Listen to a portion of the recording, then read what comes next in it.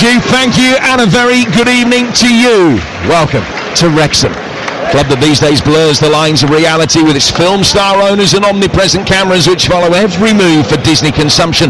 Little corner of Hollywood in the borderlands of the Dee Valley, the perfect setting for this footballing tale of resurrection. Well, the plot has advanced, as you might imagine. The benefactors rock up, progression gathers pace along the upward curve, and if Act 1 produced a cliffhanging twist of playoff heartbreak at the end of the first season, Acts 2, 3 and 4 all had the happy ending they desired. Act 5's not looking too bad either.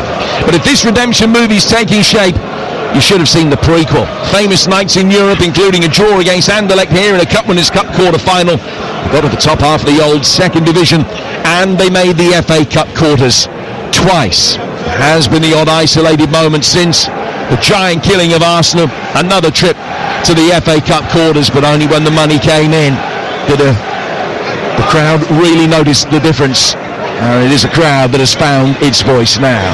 Tonight, they face a Premier League team for the first time since Ryan Reynolds and Rob McElhenney came in. The Nottingham Forest side only 12 places above them in the structure. Two clubs who've never met in the league, but whose paths last crossed in the early 90s in the League Cup. Last 5 times that Forest have been drawn against lower division opposition, they've only won once in 90 minutes. This, a night that has all the ingredients for a fascinating cup encounter. And Wrexham line up with a Conquo in goal, the back 5 of Longman, Scar, Hyam, Doyle and Kakache, then Rathbone, Dobson, Sheaf and Broadhead, and Smith. And for Forest, it's Sells in goal, Sabona, Jacunha, Morato and Zinchenko, Douglas Luiz and McAtee, Bakwa, Hutchison and Ndoye, and Igor Jesus up front. Well, the two sides just turning around. Wrexham in their red shirts, white shorts, will kick from left to right, and that means that they're attacking the Kop end of the ground in the first half, and they'll be attacking the building site away to our left-hand side in the second. So, first little psychological advantage for Nottingham Forest. Great encounter though, Tash. This is some way to start FA Cup third round weekend. Oh, it absolutely is. I'm really excited. And like you said, the psychologicalness of turning teams around, I think straight away there's a slight advantage there. But I think starting this game is so important. I'm going to be fascinated to see how they do come out. Do they come out guns blazing, which I expect from both teams? But the first goal for me is going to be so crucial. It's time to back the boys and make some noise!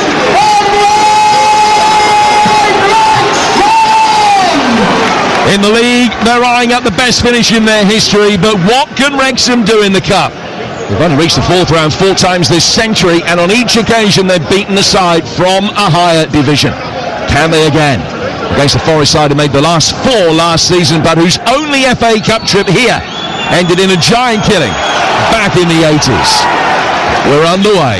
Ball laid back for Callum Doyle for Wrexham, and boom forward towards Smith, who's beaten in the air. Forest able to work it down towards Hutchison, and Nottingham Forest winning a throw over on the far touchline. There's a connection as well between Wrexham and Sean Dyche. Wrexham's last appearance in this competition, where they got to the last 8, was back in 1997. They played Chesterfield in that quarter-final, and it was a Chesterfield side captained by Sean Dyche. Very unlucky in their semi-final against Middlesbrough that year that they didn't go all the way to the final. Very controversial game, you might remember.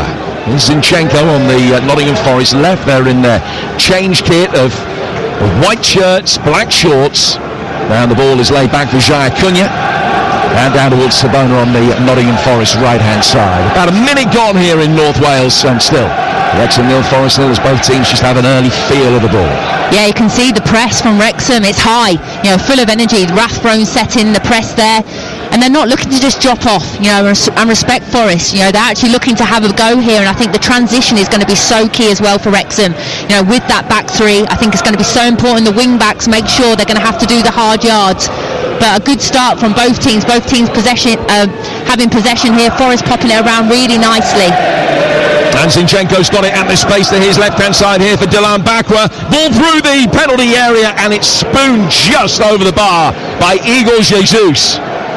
First Nottingham Forest move, And a potent one down the left-hand side. A decent ball just slightly behind Igor Jesus, running onto it, and he's flicked it with his left foot over the bar. Well, that's exactly what I mean with regards to the transition side of things. And actually, when I talked about that back three and how Nottingham Forest can exploit that space in the channels if they move it quickly, and that's been the problem with Igor Jesus. In my opinion, that's not a hard finish. You know, you have to hit the target, make the keeper work there, and to not even hit the target early on, that's poor by him, but great ball by Bakwa. He's only scored one goal in his last 20 Premier League games, Igor Jesus.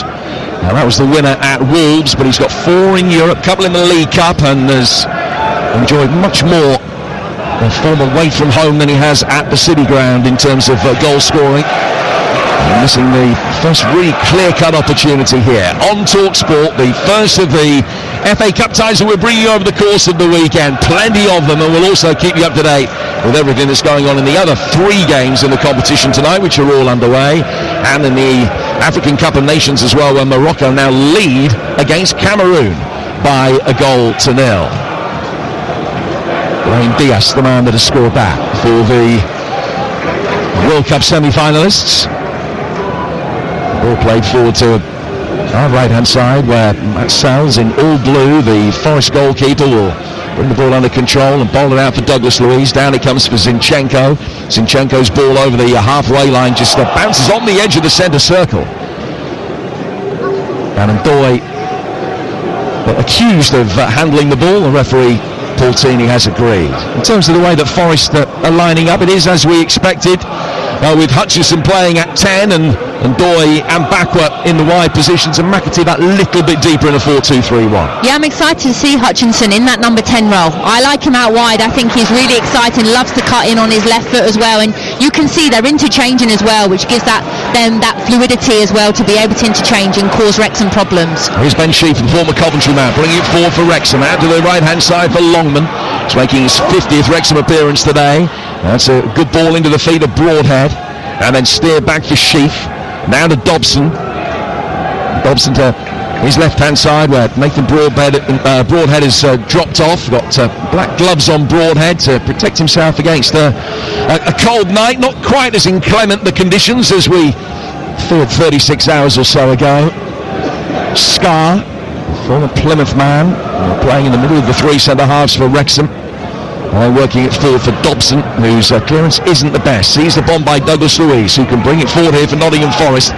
Trying to set Ndoye way down the right-hand side of the penalty area. He didn't get the angle right on that pass. That means that Kakache is going to be able to bring it away for Wrexham, but as he looks infield for Sheaf, the pass is easily cut out. Then he wins it back again as Forest play another poor ball. Forced to give a free kick away on the back of that as Morato makes an injudicious challenge. Free kick to Wrexham about 20 yards inside Forest territory. Yeah, good reaction there, because it's actually a poor turnover by Wrexham. They're in a really exciting position and rush the pass, but then to react as well and then win themselves a free kick.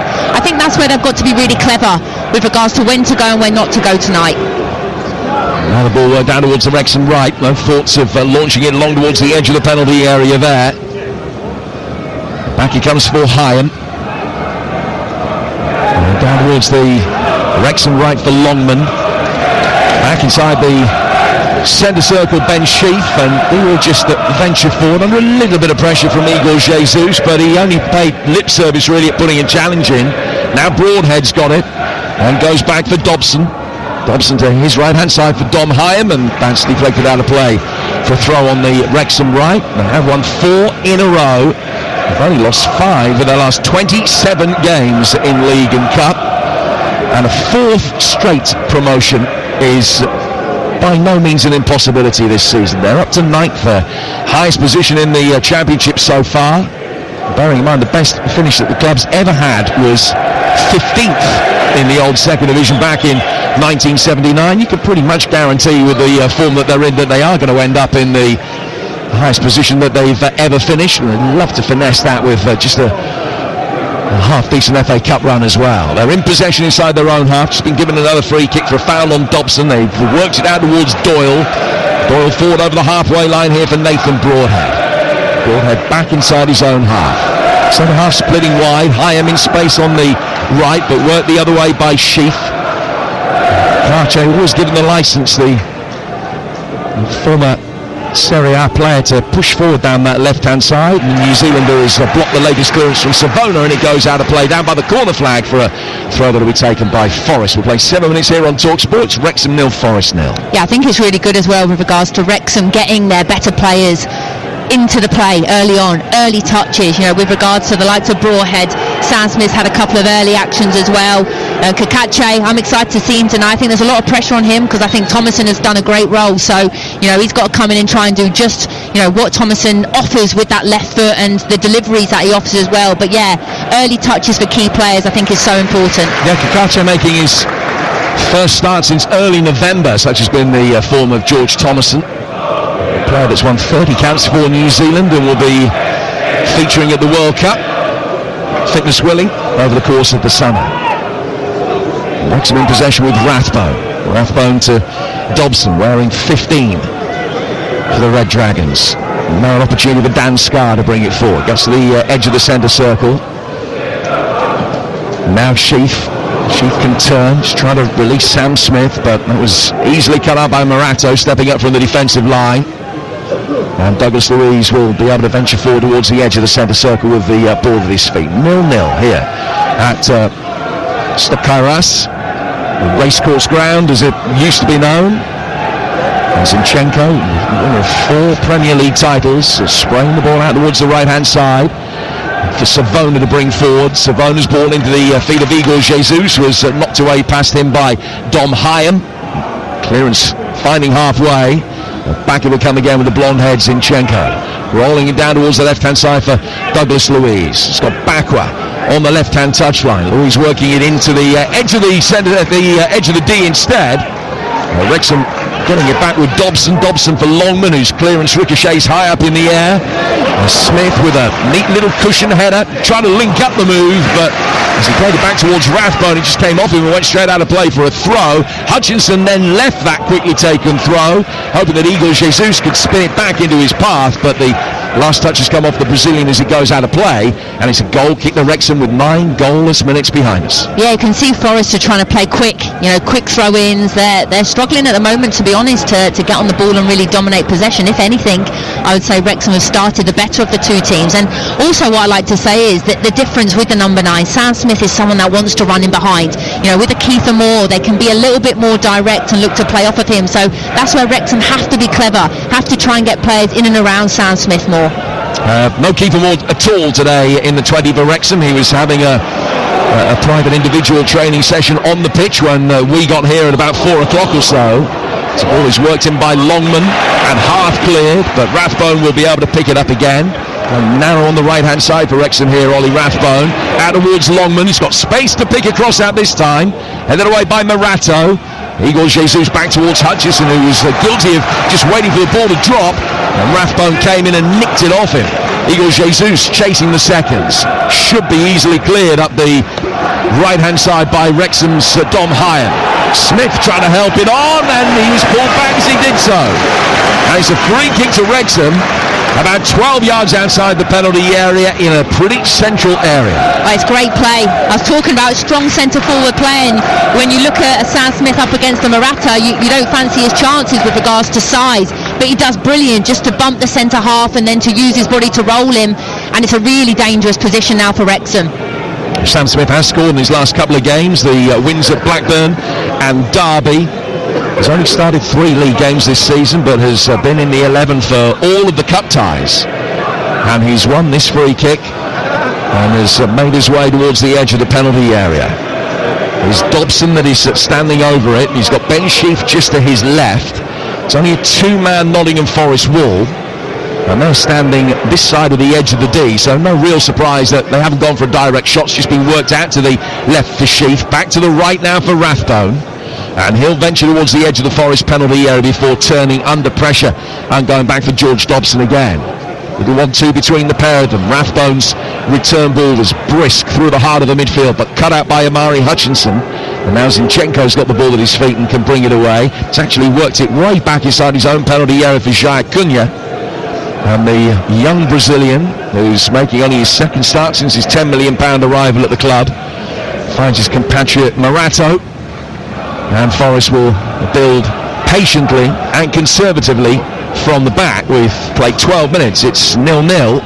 And neither goalkeeper has had a sniff of a shot to have to save so far. Well, it blows my mind that they haven't delivered that free kick. You know, yeah, you could say height difference, but Forest have struggled on set pieces this season in the Premier League. So you think, get a ball into the box, anything can drop down. I'm actually quite disappointed that Wrexham decided to play short there, and actually you can hear the crowd as well saying what a waste that was. I think it's 13 or 14 goals they've conceded from set pieces in the Premier League over the course of this season. A lot of those from corners. It'll be interesting to see whether that's something that Wrexham can exploit. West Ham did the other day, albeit that the Forest then came from behind for that crucial victory, which established a 7-point gap between themselves and the bottom three. Dan Doyle has seen little first-team action recently and has just shown a rusty touch there as he beat Longman, but it's come off the left instep and gone straight out of play for a throw right in front of us. We're situated quite a low position tonight, and only, 10 yards or so in from the near touch line, and not too far away from the edge of the penalty area that Wrexham are defending in this first half. They can get it forward, still inside their own half at the moment with Broadhead, who goes to his left-hand side for Doyle. Doyle's long ball forward is easily cut out. Savona getting it back, chests it down. Hutchinson's been lively and drops off to the edge of his own penalty area to blink up. And then a ball is fired forward in towards Igor Jesus. Hutchinson making his way forward, but the two Forest players couldn't link up. And Okonkwo's now got the ball at his feet inside his own penalty area, the Wrexham goalkeeper. Takes a couple of touches, fires it forward, but away from Smith. And free kick is given to Forest as Smith was offside. Well, we spoke before the game, didn't we, about the amount of changes both teams made, and 8, I said it was too many, and straight away, you know, I know we're only early on into the game, but the team does, it looks disjointed. You know, players look as if potentially they haven't played with each other as much as obviously the regular 11, and you know, they just haven't been able to get into the game at all. Forest players' touches look off, they look really rusty right now, and Wrexham have to take advantage of this moment where they aren't performing well. Those the thoughts of Tash Dowie, the former England and Liverpool striker, FA Cup winner. Wrexham in possession on the edge of the centre circle with Ben Sheaf finding Rathbone. And goes back for Hyam again. An opportunity for him to play forward over the halfway line. Broadhead out to Kakache, who will play in a very high advanced position from left wing back down that far touchline. He's got it again. Opportunity to try and take on Savona. There's a cross which is ricocheted off the Italian. And Kakache is hoping he'd be able to shepherd that out of play for a moment for a corner. He couldn't do so, but Forest then squander possession and put it out of play for a throw that'll be taken level with the edge of the Forest penalty area. And Wrexham will arguably be the happier of the two sides, albeit it's Igor Jesus that's had the best half chance of the early stages. Still 0-0, and the way things are going at the moment, feels as though it might be for a while. The ball cleared from the edge of his own penalty area by Morato. And the two sides still just cancelling each other out in the opening 15 minutes here on TalkSport. Yeah, they are, but I'd say also Wrexham look the team that are fresher, look like the team that they've had a week to be able to prepare towards this game. You know, obviously Forest had the game against West Ham, have had to travel as well. You know, all those things do add up. Now Kakache coming forward into Forest territory.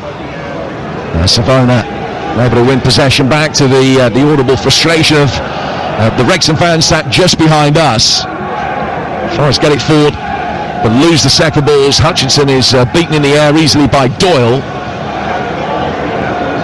And now Forest will bring it forward out towards the far touchline and win a throw. Delam Bakwa, who came on as a half-time sub the other night and then was taken off again in the closing stages of the game. Throw to Nottingham Forest, which Savona looks to take charge of and throws it 20 yards behind him out towards Jaya Cunha, and that's allowed Wrexham just to step forward, the back five able to shuffle out and try and condense the play.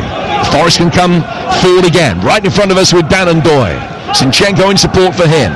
To his right hand side is McAtee. First time ball popped off towards Amari Hutchinson.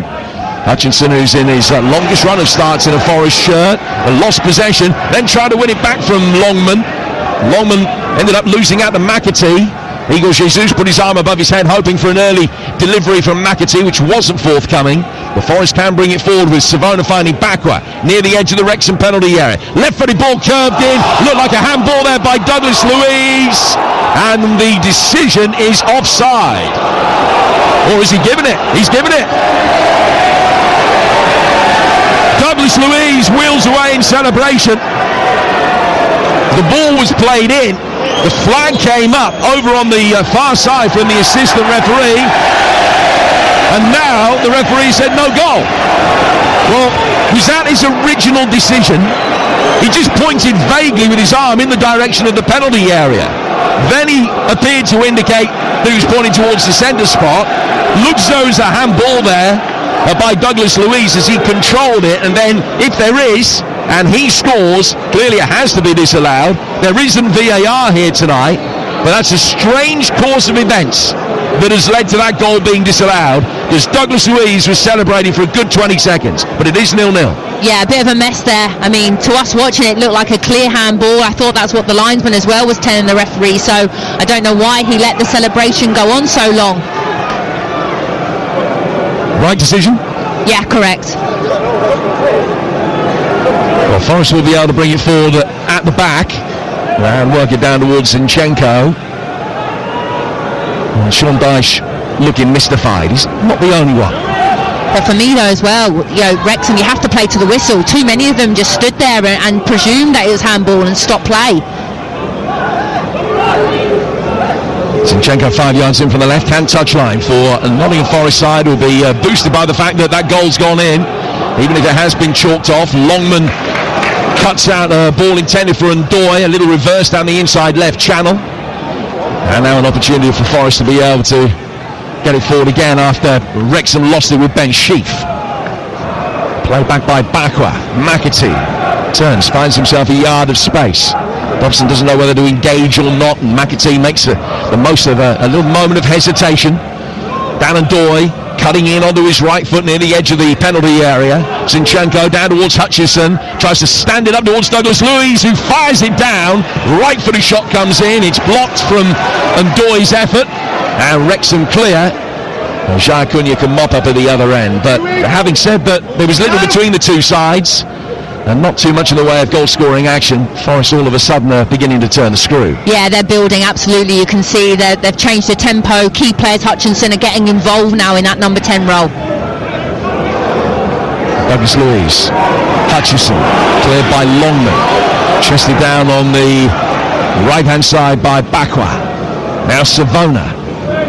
Forest just go back to be able to bring it forward again with Douglas Luiz's square ball down towards Zinchenko. Ndoye coming in off the left flank, right-footed ball that's far too close to Okonkwo, and the former Arsenal trainee is able to come out and make a comfortable catch. He's been the first choice goalkeeper through much of this run-up through the divisions after Okonkwo, although technically second behind Danny Ward at the moment. Ward started the season in goal, but only played 4 or 5 games before getting injured, and Okonkwo has made the most of his chance back between the sticks again. Longman coming forward down the Wrexham right, and he's won the first corner of the night as he drove a ball in that hit Zinchenko. Yeah, they've done well there, Wrexham. Broke really quickly, and I touched on how important the wing-backs are in this 3-4-3 role that Wrexham play, and Longman has been such a key player for them. It's always an option, it's always an out, so they have to try and find those players more.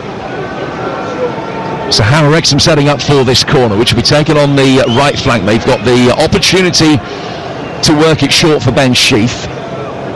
Rathbone is waiting unmarked about 5 yards outside the penalty area, and Sheaf has found him. Rathbone left-footed, and he got a vital block off a Forest defender. They didn't set up at all well for that. Everyone could see he was likely to go short, and then Dobson, lurking with a little bit of intent, gets the shot to Rathbone, who's fired it in, only for it to be deflected away for another corner. It's going top corner that as well. He's hit it so clean, and you can see if Igor Jesus, credit to him, number 9 back there doing his defensive role, gets a really important block in. So a second Wrexham corner. This one will be taken on the left-hand side by Dobson. Same sort of setup, although Sheaf hasn't offered himself for the short one. He's standing in the D. as is Rathbone, congested 6-yard box, in swinging delivery, and Jacquinha not taking any chances, hence that one over his own goal for corner number 3. Well, we spoke about it, didn't we? Have they been watching the games, doing the homework? Absolutely they have. They know that this is a weakness for Forest, even though they have players who should be dominating in the air, but you can already see whipping it into those dangerous areas, it causes problems, so they need to continue to do this. A little bit of belief being built up by the home support as another corner is preparing to be taken on the right hand side.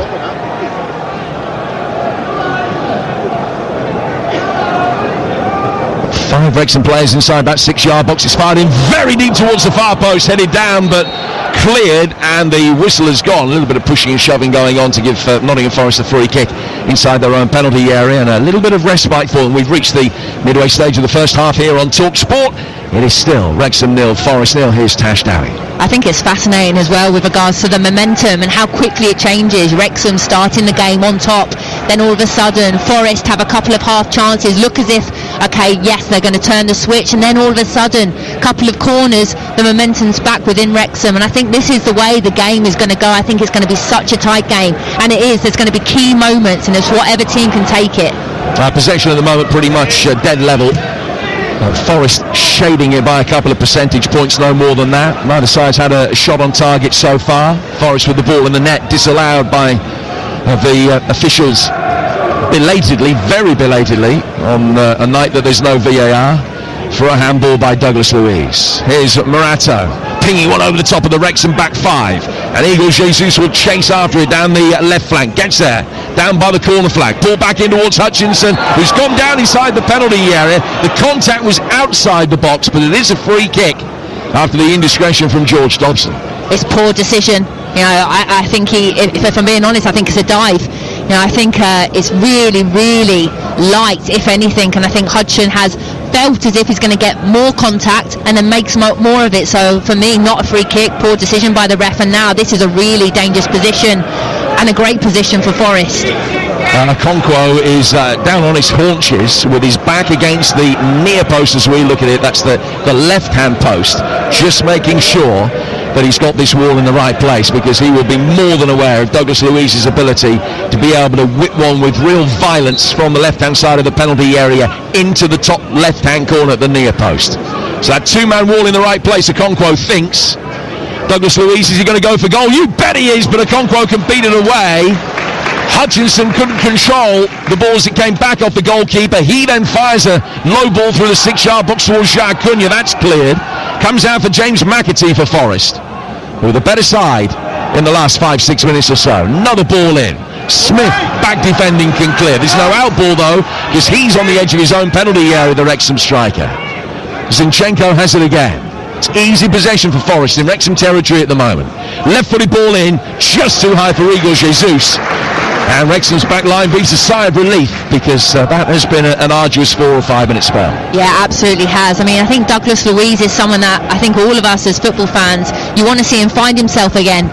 And I think that free kick, it was a great effort, great save by Okonkwo in the goal there. And yeah, I think you're spot on. I think Wrexham need to now try and regain this momentum. You can see, you know, Forest have the players, they have the key players. You know, I think it's so important now that Wrexham just take a little breather and get themselves back into this game. 25 minutes gone, and it is 0-0 on Talk Sport and right across North America on Sirius XM FC. A very good afternoon to you if you're listening in the United States and Canada.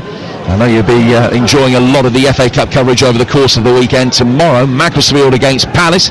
Listen, I appreciate if you're on the west coast of the United States, a 4:15 kickoff tomorrow morning for Macclesfield Palace might not necessarily be for too many of you bar the insomniacs, but on TalkSport it's a 12:15 kickoff with the build-up starting at 11 tomorrow morning at Moss Rose, and Andy Townsend joins me for that. We've also got Everton against Sunderland on TalkSport 2.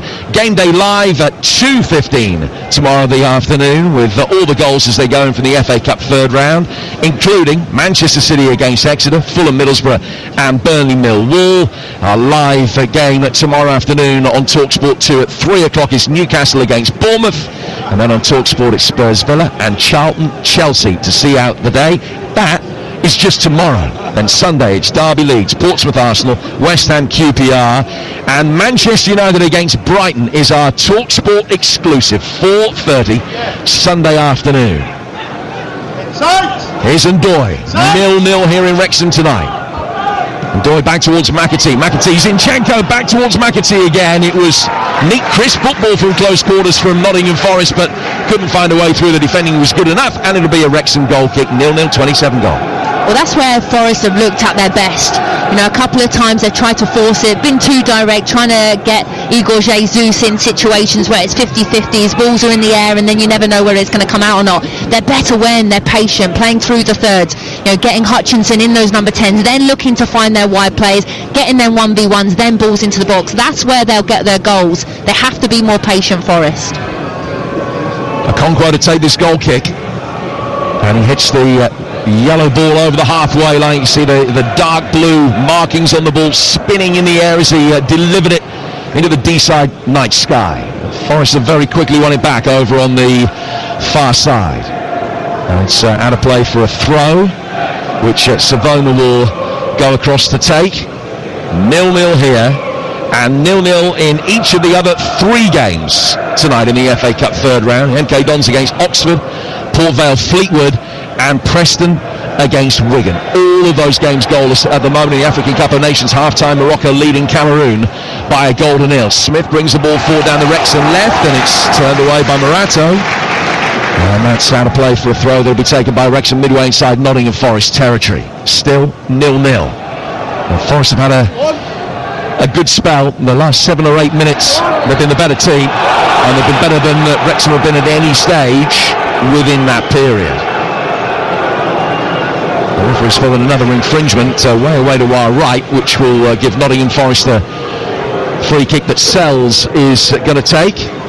Matt Sells, who shared the Golden Glove in the Premier League last season and was a hero in the cup run as well, with some significant stops in penalty shootouts against both Exeter and Brighton. And penalties potentially on the agenda again tonight after extra time if necessary. Wouldn't surprise you. Forest have been the better team in the last 10 minutes, as we've been mentioning. Still 0-0. And Ndoye out on the right hand side. We swap the wingers around for a moment of Nottingham Forest, with Bakwa coming out to the left. But this latest move just fizzles out and the ball's at the feet of Okonkwo. Yeah, I think in football as well, when you go into games, you always talk about the midfield battle. You know, whatever team wins the midfield battle tends to then go on and win the game. And I think for me right now, both midfields are cancelling each other out, and that's why I think really neither team have been able to grab a real hold on the game. They've both had moments, like you said, but no real team has started dominating. I think that's because the midfield haven't controlled it enough.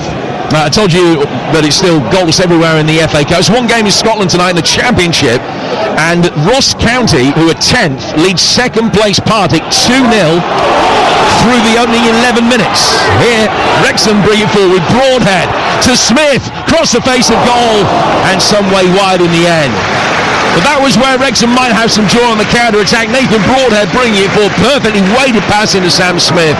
He took a touch, but the goalkeeper Sells had his angles right. It beat him, but in doing so went wide of the far post. Yeah, but those are the players you're excited about, aren't you? They're the players that, you know, you want on the ball. And I think actually, if anything, the ball to Smith is a little bit wide. Takes him on his slightly weaker foot, but I think he has to hit the target again there. I'm being ultra critical. Someone that's full of confidence, scored 2 in 2, make the keeper make a save, get a cross goal, then someone can get, you know, a tap in there. But it's exciting, and these are opportunities, you know, that lifts the crowd. Players then get a little bit belief as well, knowing that they're creating chances. Both teams have done it so far. Half an hour in, and here's Morato finding Zinchenko for Nottingham Forest, down towards Dylan Bakwa, who's right on the left-hand touchline as he picks up possession, comes in astride, plays it back for Douglas Luiz, who's had the ball in the net, only for it to be disallowed. And Luiz again on the edge of the centre circle. Bakwa making a darting run. The ball is worked the other way, where McAtee, off balance, makes a good job of just guiding it into the path of Savona. And Ndoye comes in off that right flank, sends it deep, and it's headed away well. It was an important touch from Dom Hyam just to get it away from Bakwa in behind him, and Forest now have their first quarter of the night, 0-0. Yeah, Hyam's done well actually. You know, he's having to play on the right side of the three. Normally he's more central, so even that little shift in change of position, you know, can unsettle players, but he seems to be doing well in that position. And like you said, they're out and out defenders. They want to defend. So Conquo has got a lot of traffic in front of him, the Wrexham goalkeeper here. Igor Jesus making life difficult. Douglas Luiz swings it in. Conquo's done well. He's fisted the ball away and he goes out of play for a corner. It's the left wing corners that are the most dangerous for Forest, because Douglas Luiz has the ability, we saw it in his Villa days, to be able to score from them. So if you can crowd out the goalkeeper and stop him getting a run towards the ball, that could be a really potent weapon. This second corner is going to be taken on the other flank. It's a left-footed ball, more air underneath that. Longman can head it away. Rathbone will take a touch, return back inside his own penalty area for a moment, finds Hyam who clears. And then Dobson making his way forward, almost judged the bounce of the ball better than Morato on halfway, but the Brazilian centre-half recovered. He works it forward into the feet of his compatriot Igor Jesus. Hutchison coming forward down towards the edge of the D, riding a challenge, but then his touch was too heavy. Had he gone down in the challenge from Dobson, it might have been a free kick in a good position, but he stayed on his feet, and a heavy touch saw him lose it. Longman brings it forward at the other end now for Wrexham. Yard in from the right-hand touchline. He's played it back for Rathbone, but he's very quickly gone back inside his own half. I think you're spot on there, Hutchinson. People could say it's cheating, but it's not cheating. You know, you've got to get yourself in a position where you can win your team a really dangerous free kick, and he should have gone down there. You know, it's a great dribble by him. He gets nicked, he rides the jump. You know, honest play, you could maybe say, but then his touch lets him down, and it's a wasted opportunity for Forest. Have only won 3 third-round ties this century, Wrexham, all against sides from higher divisions. They beat Borough back in 99-2000. That was the last time a Premier League side played in the FA Cup here. And Wrexham fans shouting the names, I'm sure, of Robin Gibson and Darren Ferguson at the radio in recollection of that match, which was 26 years ago, which ages us all. And then they did it again 2023. They went to Coventry and won, and then won at Shrewsbury the following year. But they haven't got past round 4 for 29 years. And I think that any championship side would think that with a little bit of luck in running, they have the ability to win a couple of ties in this competition and get to at least the 5th round. It'll be a novelty for Wrexham if they manage it. They've got such a good record, though, against top-flight opposition. The last 46 years, Tash, they've been drawn against top-flight opposition 9 times. They've gone through on 5 of them, and 2 of the other 4, they've gone to a replay. And that is an outstanding record for a lower division side. Here's Longman, as they look to extend that further, playing it back inside his own half for Hyam. And Hyam plays it through the midfield for Ben Sheaf for Wrexham, still 0-0. Yeah, I think Sheaf is someone that I think Wrexham have to find more. You know, he's been so important, played most of their games, if not all of them, this season, and he hasn't been getting on the ball enough, and you can credit Forest for that, you know, for doing a job and making sure he doesn't get on the ball. First FA Cup goal of the night, scored by MK Dons' Aaron Collins, and the Welshman has put the Dons ahead against Oxford United, and soon to be under the charge of Matt Bloomfield. MK Dons 1, Oxford 0, and the Dons haven't reached the 4th round for 10 years, but they're about an hour or so away with that Aaron Collins goal. 1-0 there against the side who 2 divisions above them. Zinchenko. Back in field for Douglas Luiz, still 0-0 here, but only after Luiz had a goal disallowed. He's played it out towards the right-hand side for Savona. Kakache's dropping off. That allows Savona easy possession. McAtee chipping one in. Hutchison have made a good run and seemed to revel in the fluidity he's got in that number 10 role. Wrexham can get it away. Smith making a run forward here ahead of Ben Sheaf. Played back instead towards Kakache, and inside the centre circle, Rathbone's going to be able to turn and get Wrexham on the front foot again. I mean, what's impressed me most about Wrexham is how quickly they do get bodies back behind the ball. There's moments where you think Forest, it looks dangerous, but all of a sudden Wrexham have a back 5. They're making it so compact. Rathbone, 20 yards outside the edge of the penalty area. Nathan Broadhead drops off and now feeds it wide out to the left. Good ball in from Doyle, and that's knocked away. And hunting around the edge of the penalty area. Wrexham have done well. They've won it back cleanly. Kakache! First blood to Wrexham. First time they played against Premier League opposition since the American ownership came into being. And a Hollywood story is very much on the cards. Kakache scoring his first goal for the club, beautifully firing it into the bottom left-hand corner. And Wrexham lead Nottingham Forest by 1-0. I mean, what a strike that is. We talk about, the counter-pressing with regards to when you lose the ball but then winning it back, and that's what Wrexham have done. They've won possession high up the pitch, which allows them to have then an opportunity to get a shot on goal, and has he hit it so clean. From here, we're behind the ball, we can see it. He's hit it so clean, straight into the side net and bottom corner. Keeper has no chance whatsoever. A moment that he will not forget in a Wrexham shirt, and we talked about him stepping up today without Tomlinson being in here, and he's done that. Well, he's only scored 6 goals in his senior career before today. They come at a rate of about 1 every 40 games. Liberata Kakache has just opened his Wrexham account in some style, slightly against the run of play, but Wrexham leading Nottingham Forest by 1-0. And are they going to be beating top flight opposition for the 6th time in the space of 46 years? They also beat 4 top flight teams back in the 70s. There's a great pedigree that they've got here. A lot of it a long time ago. But it would be in keeping really with this fairy tale rise that they've had. So they look for a 4th straight promotion, which is something that's only ever been done within the footballing pyramid twice in the past. They could do that and have a good cup run as well. What a happy symbiosis that would be.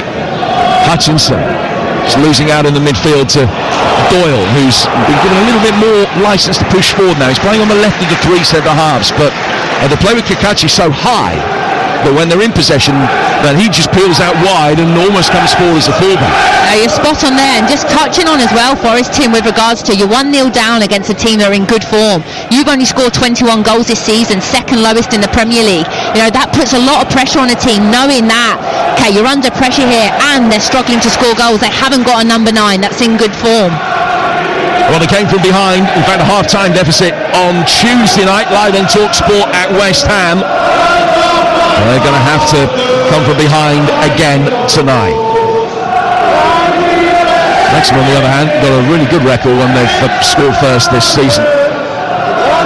Got a good home record as well. Only West Brom and QPR have won league games here. Cardiff won a League Cup tie here at the Stop Carras earlier this season.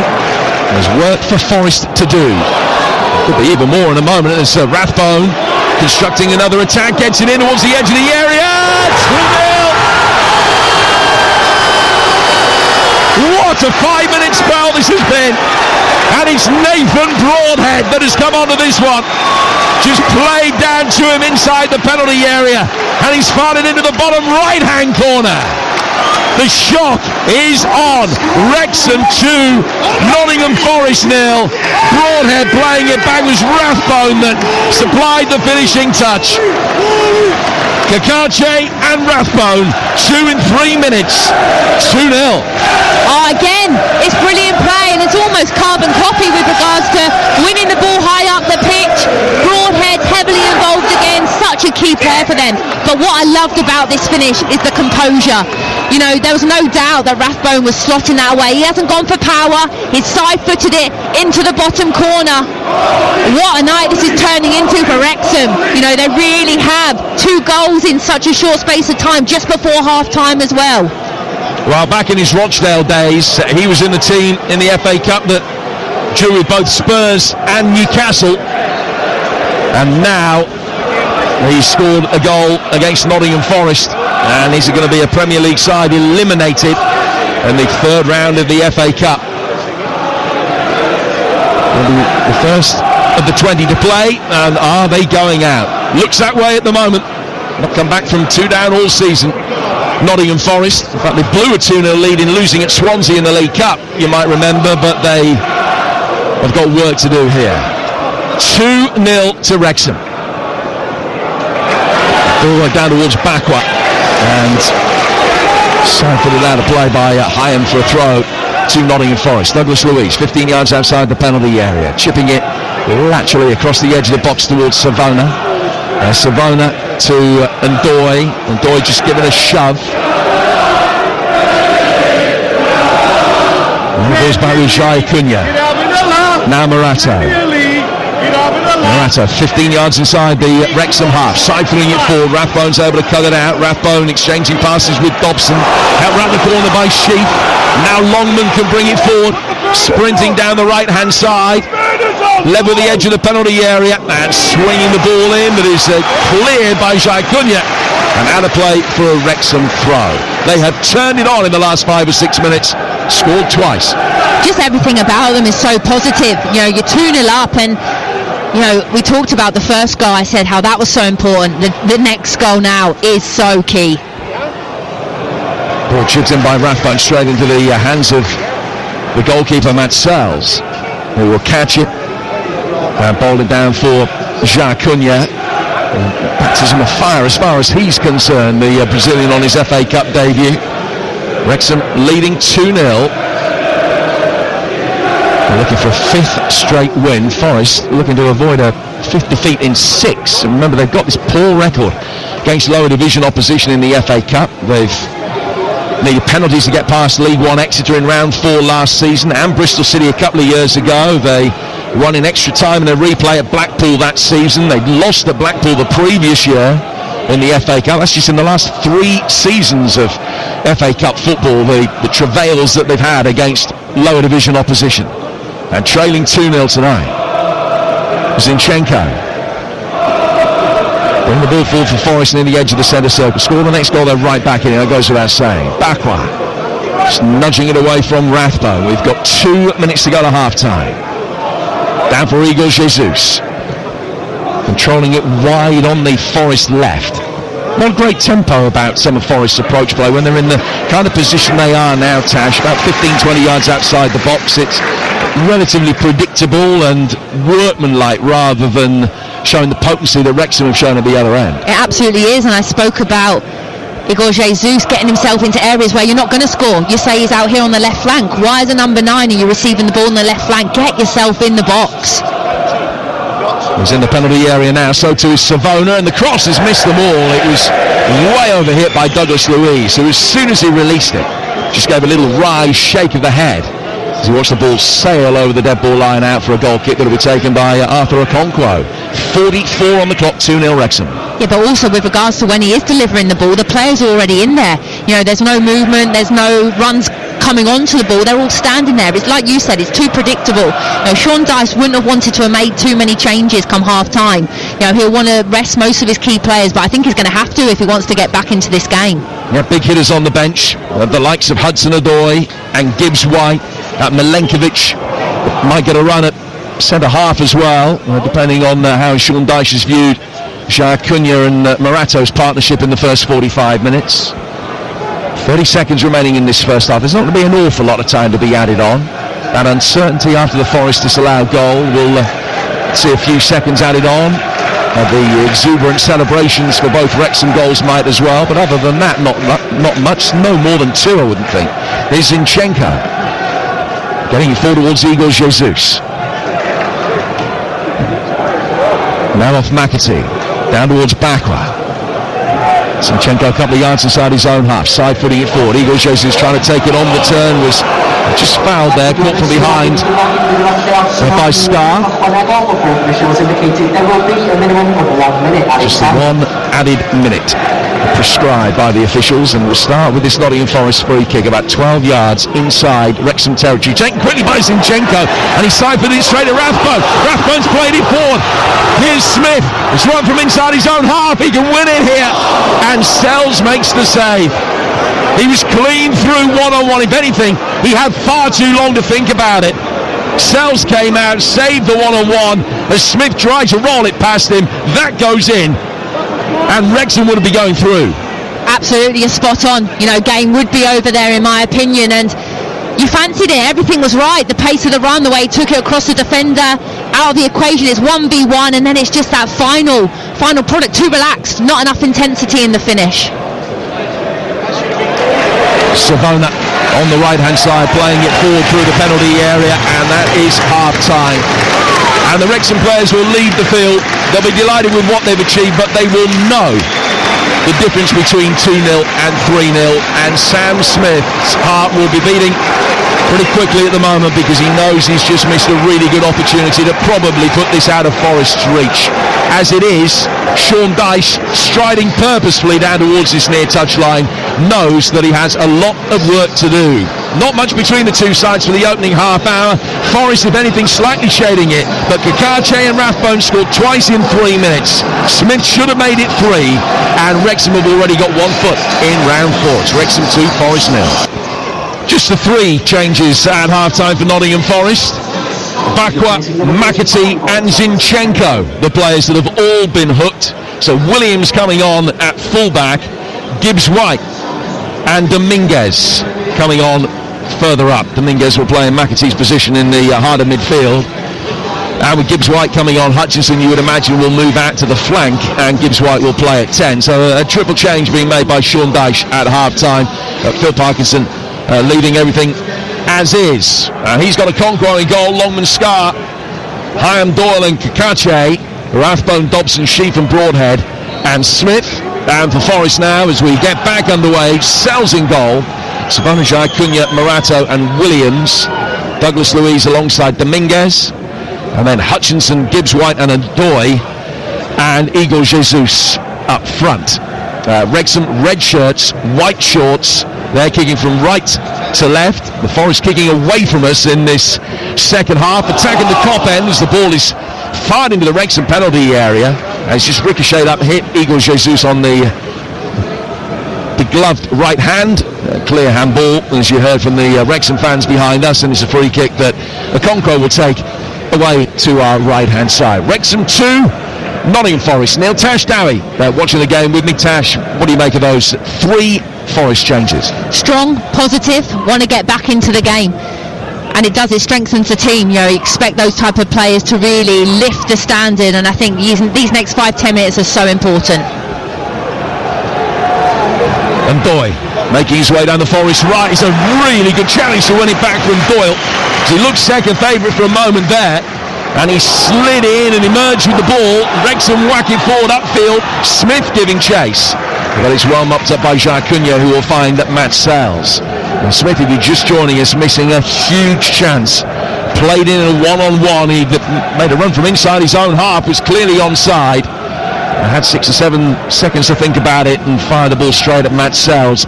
3-0, and it might well have been all over. At 2-0, Forest will believe that they still can get themselves back into this and at least book extra time.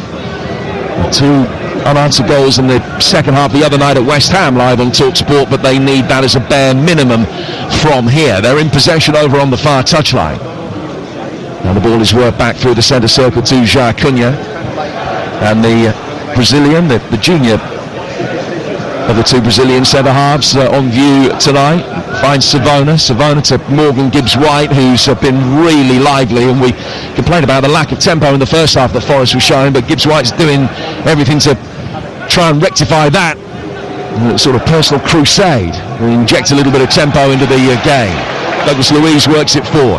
Cut out though by the Wrexham back line, played by Kakache down this near touchline. He's gone in shoulder to shoulder with Douglas Luiz.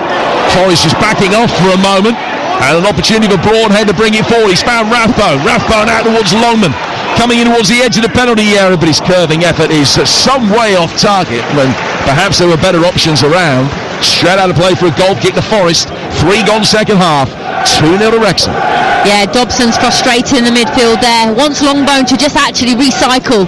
You can understand, he's excited. They've created an attack, he's chopped on his left, he fancies himself.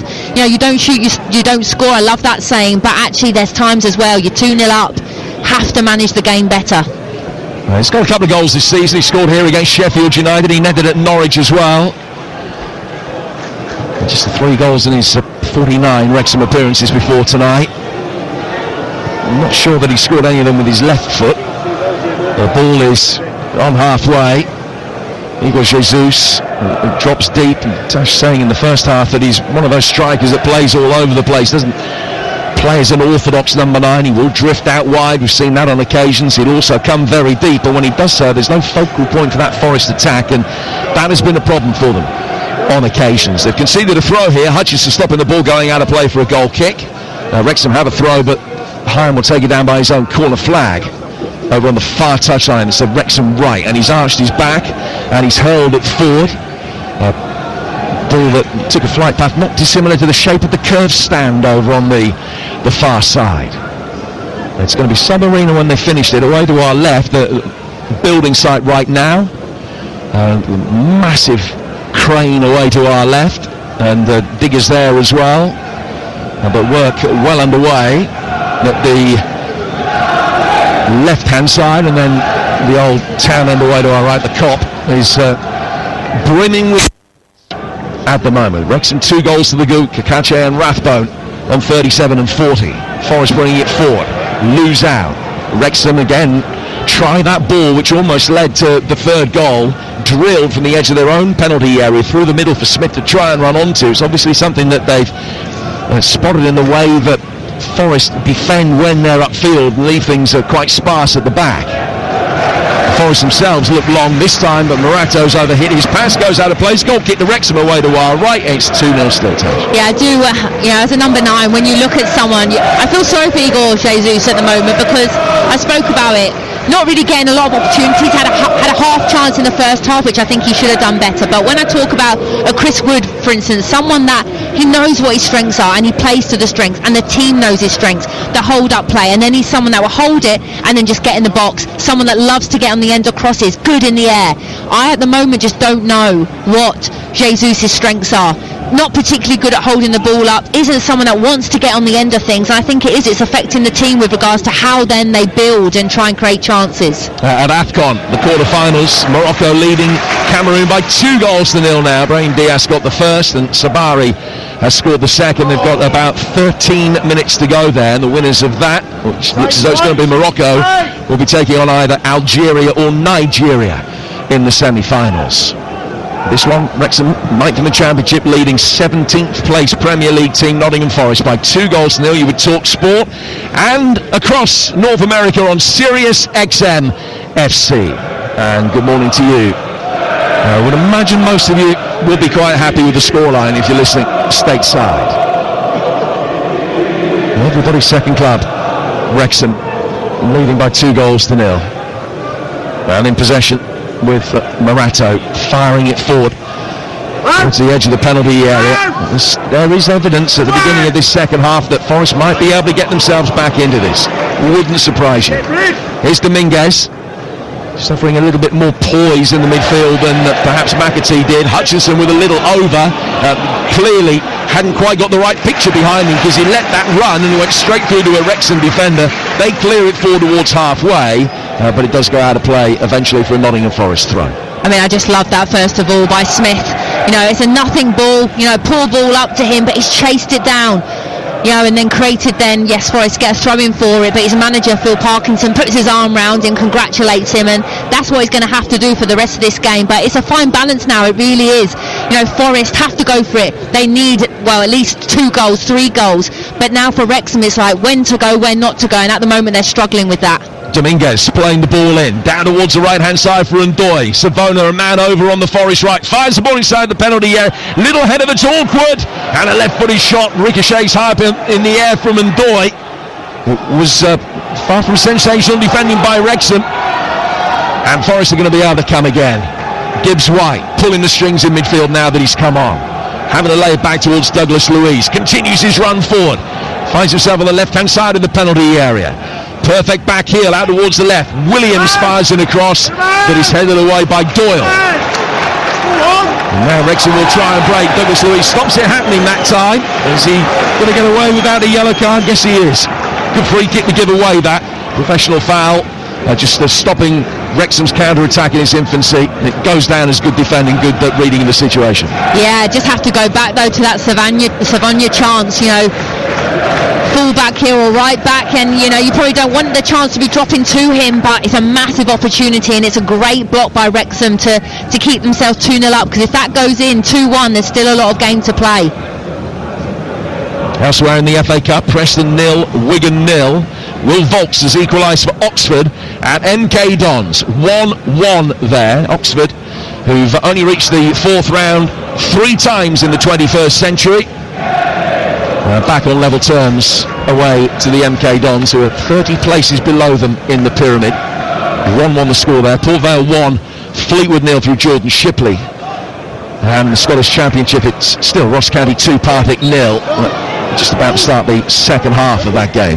Douglas Luiz in possession here for Forest. They made a triple change at half-time to try and get themselves back into this game on TalkSport, trailing to the goals from Kakache and Rathbone in a 3-minute spell coming up the half-time. Now we played 9 minutes of the second period. Wrexham have hardly had any of the ball in an attacking context, but Okonkwo hasn't had too much to do.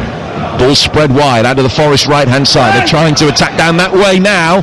The shot comes in from Dominguez. It's half blocked. Wrexham trying to bring it away on the edge of their own penalty area. Commit a foul. The ball is going to be spotted down near the edge of the D here, but this is a really good set-piece opportunity for Forest to halve the deficit and get themselves back into the game. Really dangerous, and Gibbs White has really changed the game. You know, you can see there's quality, but then there's a next level quality, and Gibbs White has just brought that with regards to pace of pass, positive passing, always looking forward, getting himself in those pockets, and you can tell that there's a goal coming, and you kind of feel that it might be Forest's way. And if they do get that next goal, this is what I'm talking about with regards to the quality they've got to change the game. Haskell in his last couple of games, Morgan Gibbs White led it at Villa and scored that nerveless 89th minute penalty the other night at West Ham. But Douglas Luiz would appear to be the favourite here. There are 5 in the Wrexham wall. Douglas Luiz has taken 4 steps back, runs up, hits it, right-footed, great save of Okonkwo. Didn't quite get it into the corner, Douglas Luiz, but he got the dip absolutely right. And he was just going to creep in underneath the bar, and Okonkwo, who's tall even by goalkeeper standards, took 3 hasty steps to his left and just got a hand up and was able to beat it away. It's out for a Forest corner. It's the first corner that either side have won in this second half. 2-0 to Wrexham here on TalkSport. In comes the corner. Swung in towards the edge of the 6-yard box. I think Gibbs White was shaping for an overhead kick. He's flicked by one of his teammates past him and out of play through a goal kick. Yeah, it's a great effort. Good save by the keeper. A little bit cameras in my opinion, but you know, he has to make the save, and he gets a strong save. Good height, shows real athleticism there to make that save, and that's important for him as well, because he hasn't had a lot to do, and he won't want to have a lot to do. But I think also as a keeper, you want to feel like you're involved. You want to feel as if you've made those saves, and he's made a big one there. It's only 6 clean sheets this season, the Okonkwo. So Wrexham coming into this would have expected that they would need to score 2 to win. They've done that, missed a glorious opportunity for a third. And Forest trying to make them pay for that Sam Smith miss right on the stroke of half-time. Free kick for an offside, taken by Forest about 20 yards deeper than it might have been, but they have worked it forward now to the edge of the area where Gibbs White shapes to shoot, works in Savoda instead. He's fired it in, and Okonkwo's somehow smuggled it wide. And a goal kick has been given. Every Forest player inside that penalty area was adamant it should have been a corner. You can kind of tell, it's a long way from us and we haven't seen a replay, but you can kind of tell from the reaction that the ref might have got that wrong. This might be a small end, because as I say, we are guessing, but when you see a universal reaction like that from one team, it tends to tell a story. The goal kick taken, Okonkwo got a little bit lucky because it was an unorthodox save, but he did smuggle it wide of his post. Forest will bring the ball forward, and then Wrexham turn it over and get it towards halfway, and then they go back inside their own half for Scar. Scar down to the left for Doyle. Doyle's ball into the feet on halfway of Nathan Broadhead, and the Welsh international who began his career just up the road from here at Everton, playing it back towards the edge of his own penalty area. Now worked into the feet of Dobson. It's a wonderful turn from Dobson to get away from his man in the heart of that midfield battle. Broadhead will take it on. Oh, good quick feed from him. Got past Douglas Luiz. Lays it down to the left-hand side for Kakache. Back in for Broadhead. Trying to work the angle. And Sells makes the save to keep Forest in the cup. 2-0 still. Oh, it's great play, it really is. Everything about it, the build-up play, broad head with the great feet. It's just the final execution has to go. Far corner. You know, yes, it's a little bit off balance, but can he shift it and then try and whip it far post? It's a good save there. But that's what I mean. Within a split second, they can create something. And even though I thought the goal was coming maybe Forest way, you know that Wrexham have that threat and they have the quality go down the other end and create something. Corner on the Wrexham left in front of the big screen. White numbers emblazoned on the red background. It says 2-0. Corner taken short. Rathbone fires it into the building site behind that goal. Sells not having a save to make that time. I know there's still half an hour to go. The Forest end up going through at the end of this time. Wrexham are going to really rue some opportunities. They will, and I think this substitution actually sums up the way that I was feeling, you know, I think as a spectator, but as a player also, you know when a change has to be made. Too much momentum was building in Forest's favour, too many chances. So yeah, Wrexham have looked to make the change, freshen it up a little bit. I think that's really important and a good move by Phil Parkinson. Gakache coming off. Played the start of the season as the first choice left back. His first start for a couple of months has brought him a goal, but it's only brought him an hour's worth of action. George Thomason comes on, a player who was a central midfielder in his Bolton days really, but has done a fine job on the left-hand side. He's on in that role with an hour gone. The fact that he's right on the hour mark doesn't make you think it might have been, to an extent, a premeditated change. Thomason on for Gakache. You've got your wish. I know you were really looking forward to watching him play. I was, yeah, really excited. Gakache, credit to him. Got his goal, had a solid enough game with regards to lack of minutes as well, so was always going to fatigue. But Thomason, for me, strengthens this team even more and offers them an out. And also the delivery as well, that I think maybe they've been missing down this left-hand side. Nottingham Forest beaten in the semi-finals by Manchester City last season. It was their first semi-final for 34 years. And the City goal at times in that game led a charmed life. I think Forest hit both posts. I think Gibbs White hit both posts, if I remember correctly. Might not be getting into the last 32 this time around. Douglas Luiz plays it back for Sales. Belgium controls it, works it outside the penalty area. And now it's worked down the far touchline, the Nottingham Forest left in their change kit, white shirts, black shorts. They're kicking from left to right towards the cop here. Igor Jesus has got it. Couldn't find a way past Doyle. He's had a good night. Nico Williams takes over. Williams near the corner of the penalty area. Plays it back out to the Forest left. Dominguez working it back out there. High ball swept in, bounces away from Savona and straight out of play for a goal kick that'll be taken by Wrexham, who still lead by 2-0. They're less than half an hour away now from a place in round 4. I think as well for Wrexham what's been so key is in moments there even where you think Jesus is through, the front foot defending by that back three has been superb. And what I mean by that is when they are faced up 1v1, that they've been able to step in with their forward foot to then win the ball back. And I think that we talked about the mobility of the back three in Wrexham and potentially they could get exploited, but I tell you what, they haven't put a foot wrong so far this game. Savona heads back to his goalkeeper. Sells picking it up, looking to get it forward quickly. We'll talk about the absences in the Forest side, and a lot of those are through Sean Dyche's choice. Remember, he made 8 changes today as the ball is worked forward here, and Dominguez was given a push by the retreating Wrexham midfielder Dobson, and the referee has given a free kick, and it was a long way outside the penalty area, but had he been able to get onto that, he might have been able to create something. Just going back to that point I was making, Wrexham without, through injury, Brunt and Hardy and James and Lee and Kabores at AFCON, and there's no Kiefer Moore tonight either, or Matty James. Savona chipping the ball in, headed down and headed off the line. Did he go in? Referee says yes. He's given the goal, and Nottingham Forest have one back.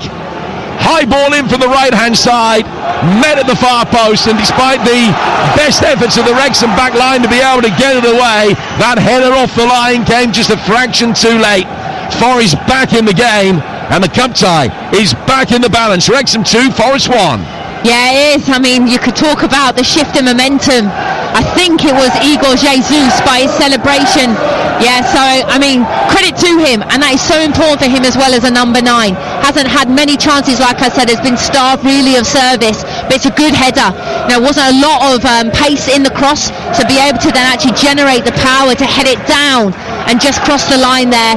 2-1 and it's game on. And now I worry a little bit for Wrexham with regards to tired legs, the shift of momentum. Forest now are really back in this game. That's his 8th Forest goal. 7 of them have come away from home. And that is a crucial goal for Nottingham Forest, throwing themselves a lifeline here with still 25 minutes of normal time to go. Wrexham 2, Forest 1 here on Talk Sport and on Sirius XM FC across the United States and Canada. Forest dominating proceedings in the second half. Wrexham still have the lively Smith as an outball when they can work it forward. He's found Broadhead to his left hand side for Ben Sheath, back for Nathan Broadhead, denied the opportunity to get a shot in by the retreating Dominguez. He side puts it out of trouble and Callum Doyle will be able to gobble it up again for Wrexham. Broadhead plays it in straight into the thigh of Douglas Luiz and Forest will break. Dominguez, Igor Jesus making a run ahead of him. And Dominguez protecting the ball, then found Hutchison in a little bit of space. There was a little coming together off the ball between Dominguez and I think Scar. Play goes on, ball works inside the penalty area and Okonkwo's had to make a save from a shot from Ndoye at the near post. And the ball ricocheted off the Wrexham goalkeeper high up in the air. Wrexham had to win the second ball, they did. And when it's played forward towards Rathbone, he's fouled. And it's a free kick to Wrexham. Smith, I beg your pardon, is the player that's gone down. It's a free kick to Wrexham, 10 yards inside their own half. 2-1. Yeah, the game's becoming too open. And I think that's a positive thing for Forest because then space will happen and they'll be able to exploit that. But for Wrexham, it's becoming too transitional. Well, a lot of the Wrexham supporters were expecting a yellow card to be shown there. It wasn't. And Paul Tierney's kept his cards in his pocket all night. He's done an FA Cup final back in the day, 2010. He was the assistant referee, but much better known to us as a ref over the last dozen years or so. Broadhead's lost possession in the midfield. And Douglas Luiz wins it back for Forest. Played out by Gibbs-White briskly, but Ndoye has been able to control it. Covering from Scar was good enough to put it out of play for a throw. All these restarts happening really quickly now for Nottingham Forest. Savona into the feet of the edge of the penalty area. Dominguez, Douglas Luiz, down towards the Forest right hand side. Gibbs-White feigns to cross, then scoops one in with the outside of his right boot, and it came pretty close to Dan Scar trying to clear it and flicking it past his goalkeeper, but he got out of the way of it in the end, and Okonkwo could gather. Yeah, it looks as if there's going to be a double change now for Wrexham. And again, fresh legs are needed. You know, you look as if they're tiring. I think if it's got to be the likes of a Windass, someone that can come on and bring something going forward, because there only looks like there's one team going to score next, and that's Forest.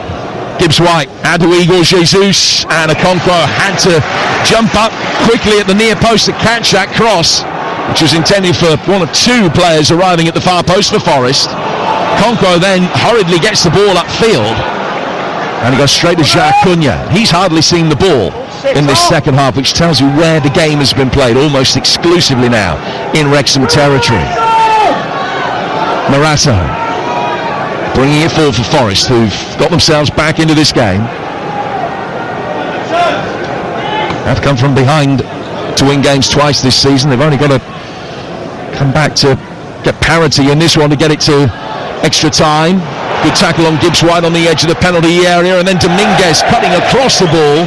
Can't score his second goal of the week, and he's shanked it well wide. Out of play for a goal kick that Okonkwo will take. We're midway through the second half on TalkSport. It's Wrexham 2, Forest 1, and here's the change. Broadhead is coming off, and Josh Windass is going to come on to replace him. Forest making a change as well by the look of it. Dan Ndoye is hastily leaving proceedings.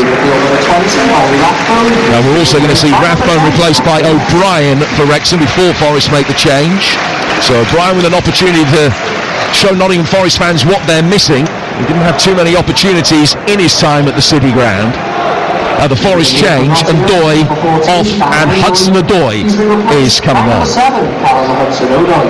I mean, both positive changes for both teams. Hudson-Odoi, again, someone that wants to get into those 1v1 situations, has pace to burn. And when you see the tired legs of that Wrexham back three now, you know, that's someone that you absolutely don't want to see come on. With regards to Windass and O'Brien, positive changes as well for Wrexham, especially Windass, someone that is really influential going forward, has an eye for goal, can create. He's got an FA Cup heritage behind him as well. He scored both goals as Sheffield Wednesday shot Newcastle in the FA Cup a few years ago at this stage of the competition, you might remember. Callum Hudson-Odoi, another player that has got good experience in this competition as well. Well, good experience and bad experience. Got to a couple of finals, but lost them both when he was at Chelsea. Gibbs White, who's changed the game since coming on. And he's just drawn Ben Sheaf out of position in the midfield battle, lays it back. That's created space on the Forest right for Savona. And Savona up against the diminutive O'Brien, finding Douglas Luiz, worked out to Callum Hudson-Odoi, who stretches to bring the ball under control, then finds Douglas Luiz again. Hudson-Odoi, after the Brazilian just stopped the ball for him to play the pass to Hutchinson. Savona on the right, pulls it back, and O'Brien is there to be able to clear and get it out of play for a throw that'll be taken by Forest on halfway. Still 2 on, 20 minutes to go. You kind of almost wonder where has been this Forest team, you know, for the first half. And yes, you can say the changes absolutely have made a difference, but the intensity just wasn't there. But straight away, you know, second half they really have been on it, and now it's a balance with regards to Wrexham. You know, they are dropping off. They have to somehow be able to get pressure on the ball higher up the pitch. They can't go through the last 30 minutes or 20 minutes of this game dropping off, because they will concede. Cunha, Rowan 23. To his left-hand side for Morato. And Morato takes a touch, plays it out to the Forest left-hand side for Nico Williams. Back for Morato again. Now another opportunity for Jacques Cunha to come forward. It's been a really engaging FA Cup tie tonight, and this just the beginning of what promises to be an absorbing weekend of Cup action. And we've got 2 games for you tomorrow lunchtime at 12:15 as Macclesfield play Palace and Everton take on Sunderland on TalkSport 2. And plenty more besides, the details to follow in a moment, with Savona in possession on the Nottingham Forest right. He works it into the feet of Hutchinson. Hutchinson, with a little give and go, made a darting run to the right-hand side of the fullback and was played in. Gibbs White with a little dummy, and then Forest had lost possession. And here come Wrexham on the counter-attack again. Smith couldn't get the ball into his stride. It was Dobson that worked it in just a little bit too hot, that pass. And it goes through for Sells and not to Sam Smith.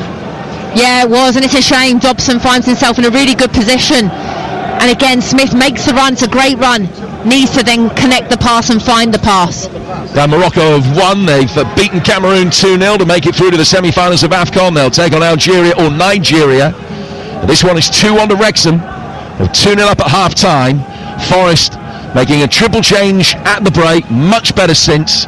And they've been much the better side throughout this second half. They've got one back. They need one more to take it to extra time. Hutchison played to his left through the midfield from Amari Hutchinson.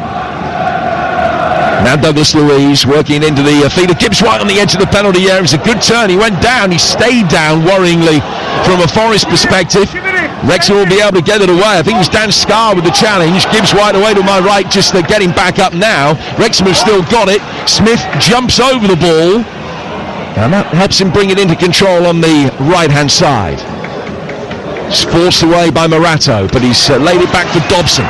Sheep is waiting on the edge of the D. There's no one inside the box for the cross which came in, and the best that Wrexham could hope for under those circumstances really was that they get a free kick. And that's what happened after the ball was cleared, and Callum Hudson-Odoi gave away a free kick where he didn't really need to do so. No, he didn't at all. It was actually really poor decision by Windass, I think, that was on the ball, and there's absolutely no bodies whatsoever in the box, and he's gone to deliver. I think all the crowd have gone mad there, but luckily he got a second opportunity and won the foul. 2 on the scoreline. And a free kick to Wrexham. Forest hold on the defensive line, right on the edge of the box. 8 in a line on the edge of the penalty area. In comes the ball. It's headed in by the stooping Hyan. And Wrexham have restored their 2-goal advantage. Nottingham Forest, Achilles heel defending set pieces, brutally exposed again. And after half an hour in the second half, where they've been much the better team, have got themselves back into the FA Cup tie. A familiar story. Concede a daft free kick and can't defend it. Dom Hyan scores. Wrexham 3, Forest 1, and they're 15 minutes away from knocking Forest out of the cup. It's a huge goal. The captain comes good. The delivery is spot on. He's free. But I tell you what, the header, you can easily miss that, but the way that he just generates it, he puts it back across goal. The best defenders do that. You know, he could have easily glanced it, but he actually generates the power and puts it back across goal. It's a great header and nothing more than what this team deserve, to be honest. Good reaction. To be able to go then 2-1 and maybe think the momentum is going against you, that goal is crucial. Well, they've had opportunities to get themselves 3 up in the first half. One opportunity to get themselves back 2 goals to the good in the second half that they spurned, but they've taken that one. And Hyan, the Scottish international, who reached the quarter-finals with Blackburn back in 2023, scores his first Wrexham goal, 3-1 with 15 minutes to go. Hutchinson now on the Forest right, back through the 6-yard box, and the right-footed effort is into the bottom right-hand corner. And Forest have scored right from the kick-off. Callum Hudson-Odoi, I think, the player that has scored it. And that makes it 3-2. And they're straight back in the game again. What a cup tie this is. I mean, what a game, by the way. It really is. No, the fans are all clapping now. Yeah, the fans are clapping because Terry Yorath, who left us last week at the age of 75, is being remembered now in the 75th minute. Wonderful Welsh international whose loss is deeply felt throughout the footballing community and of course very strongly by the people of Wales. And Terry Yorath being remembered here, which is great to see. And there's not a Welshman who's not on his feet here, just acknowledging the contribution that Terry Yorath made. Yeah, it's a nice moment, that. But with regards to Wrexham, you know, just 3-1. And again, it's talking about managing the game. Both teams haven't done it well enough, in my opinion. You can't concede a goal straight from kick-off like that. So, credit to Forest, absolutely, for all the reaction. But Wrexham have to be better defensively, solidly. 5 minutes, keep it tight. Well, it's certainly on the first page of footballing cliches that you're at your most vulnerable when you've just scored a goal. And it's been proved yet again. And here come Forest looking for an equaliser now. Trailing 3-2. But Okonkwo can save that long-range effort from Nico Williams. And it's a comfortable save at his near post. But Wrexham had just switched off. It was almost, at 3-1 it felt. It had that feeling for the first time that it was genuinely on the cusp of being over.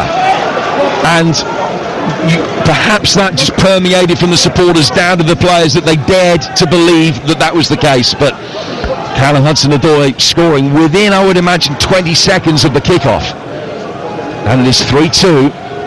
And so often when there is an exchange of goals, here's another one of the footballing cliches on page 1. When there is an exchange of goals, the side that score the second of the two has such a psychological boost. Will Forest be able to make the most of that? They've got plenty of time to get themselves back into this game now. Hudson-Odoi for Gibbs White, slipping it off to his right-hand side for Douglas Luiz. Wrexham have done well to win it back. And now they work it down towards O'Brien, who played barely 20 games in his Nottingham Forest career before making the move here.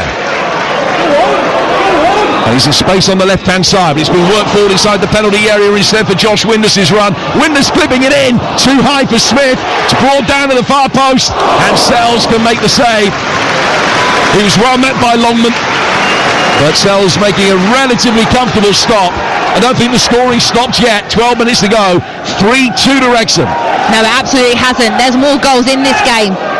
It just depends which team is going to take their opportunity, but it's so open though, so transitional, spaces for both teams to exploit. Hudson-Odoi pinging one over the top. It's a peach of a ball for Hutchinson, who's controlled it on the right-hand side of the penalty area and turns onto his left foot, rides the first challenge and then fires a shot in which ricochets off Dobson and goes behind for a corner.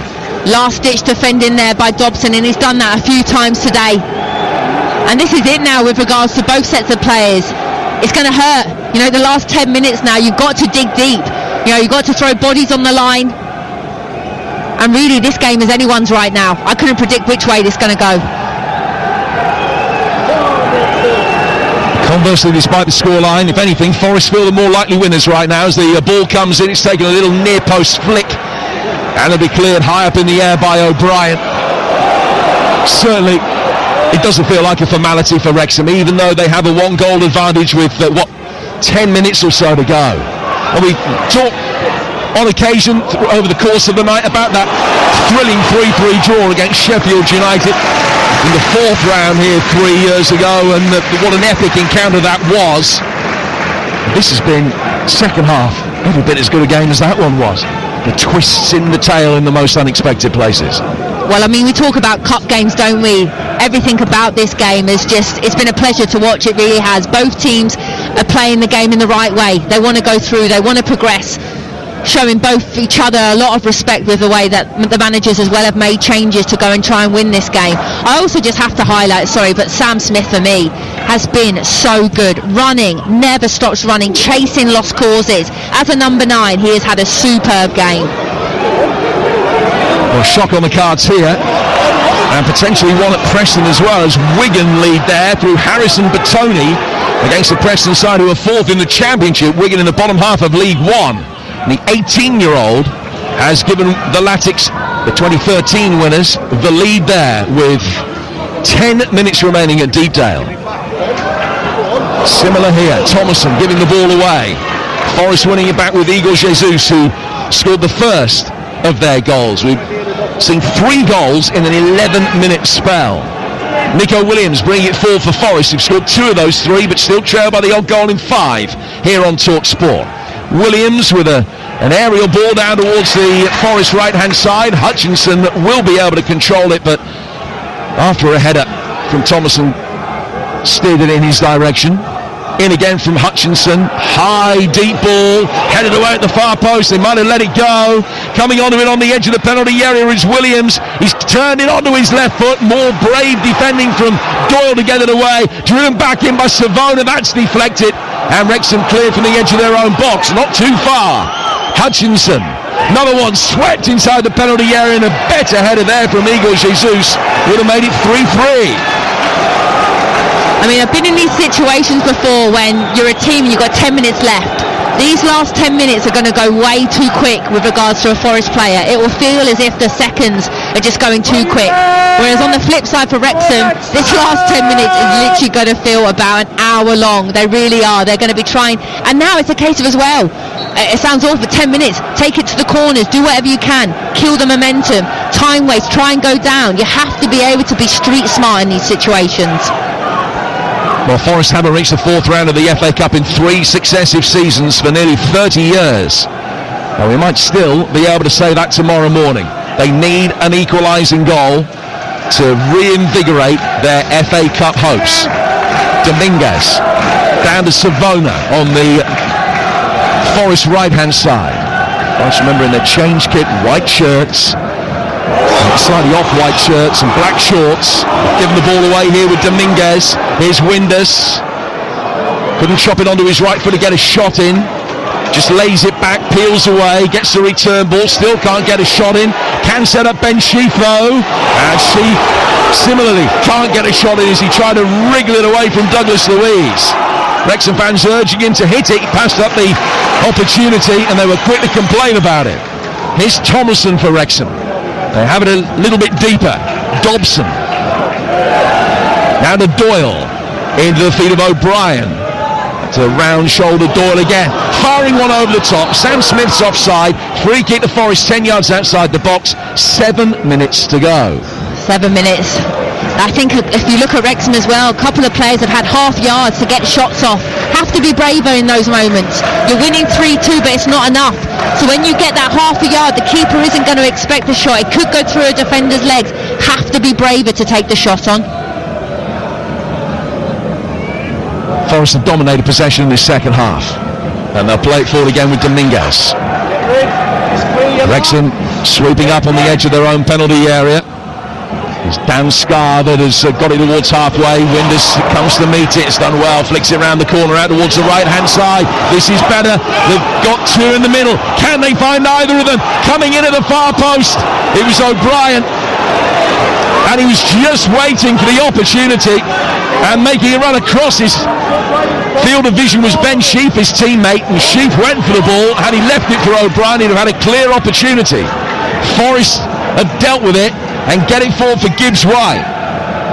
We'll go back to the point that we made about 20 minutes ago. If Wrexham don't go through here, they'll kick themselves at some of the chances they've had and passed up. Hutchinson, right-hand side of the box, laying it back for Savona. Savona, far too much on that, drifts away by the time the goal kick's been taken.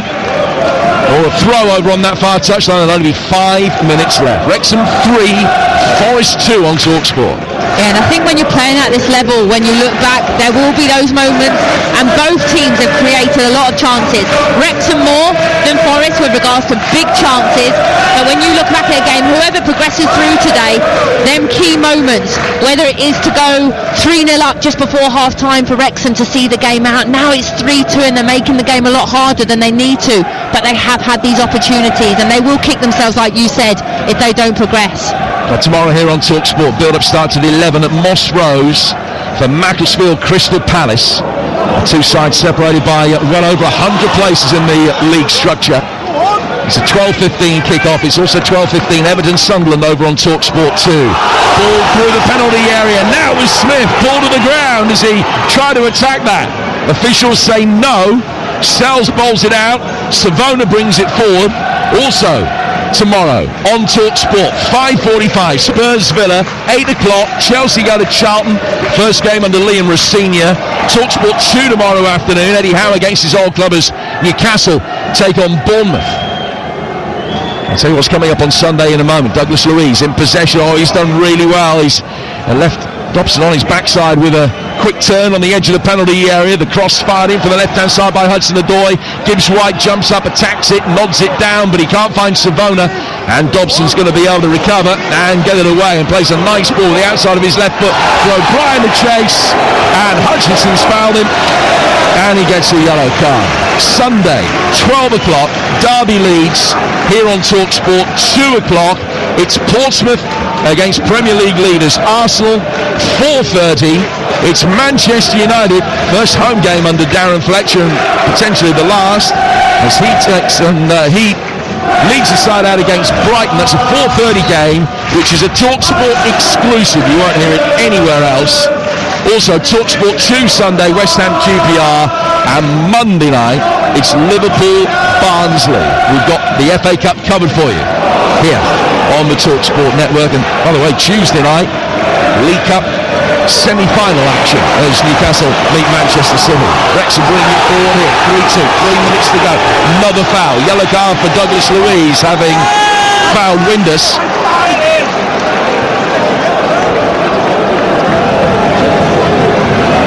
And Douglas Luiz is going to be taken off here. So Forest will make a change.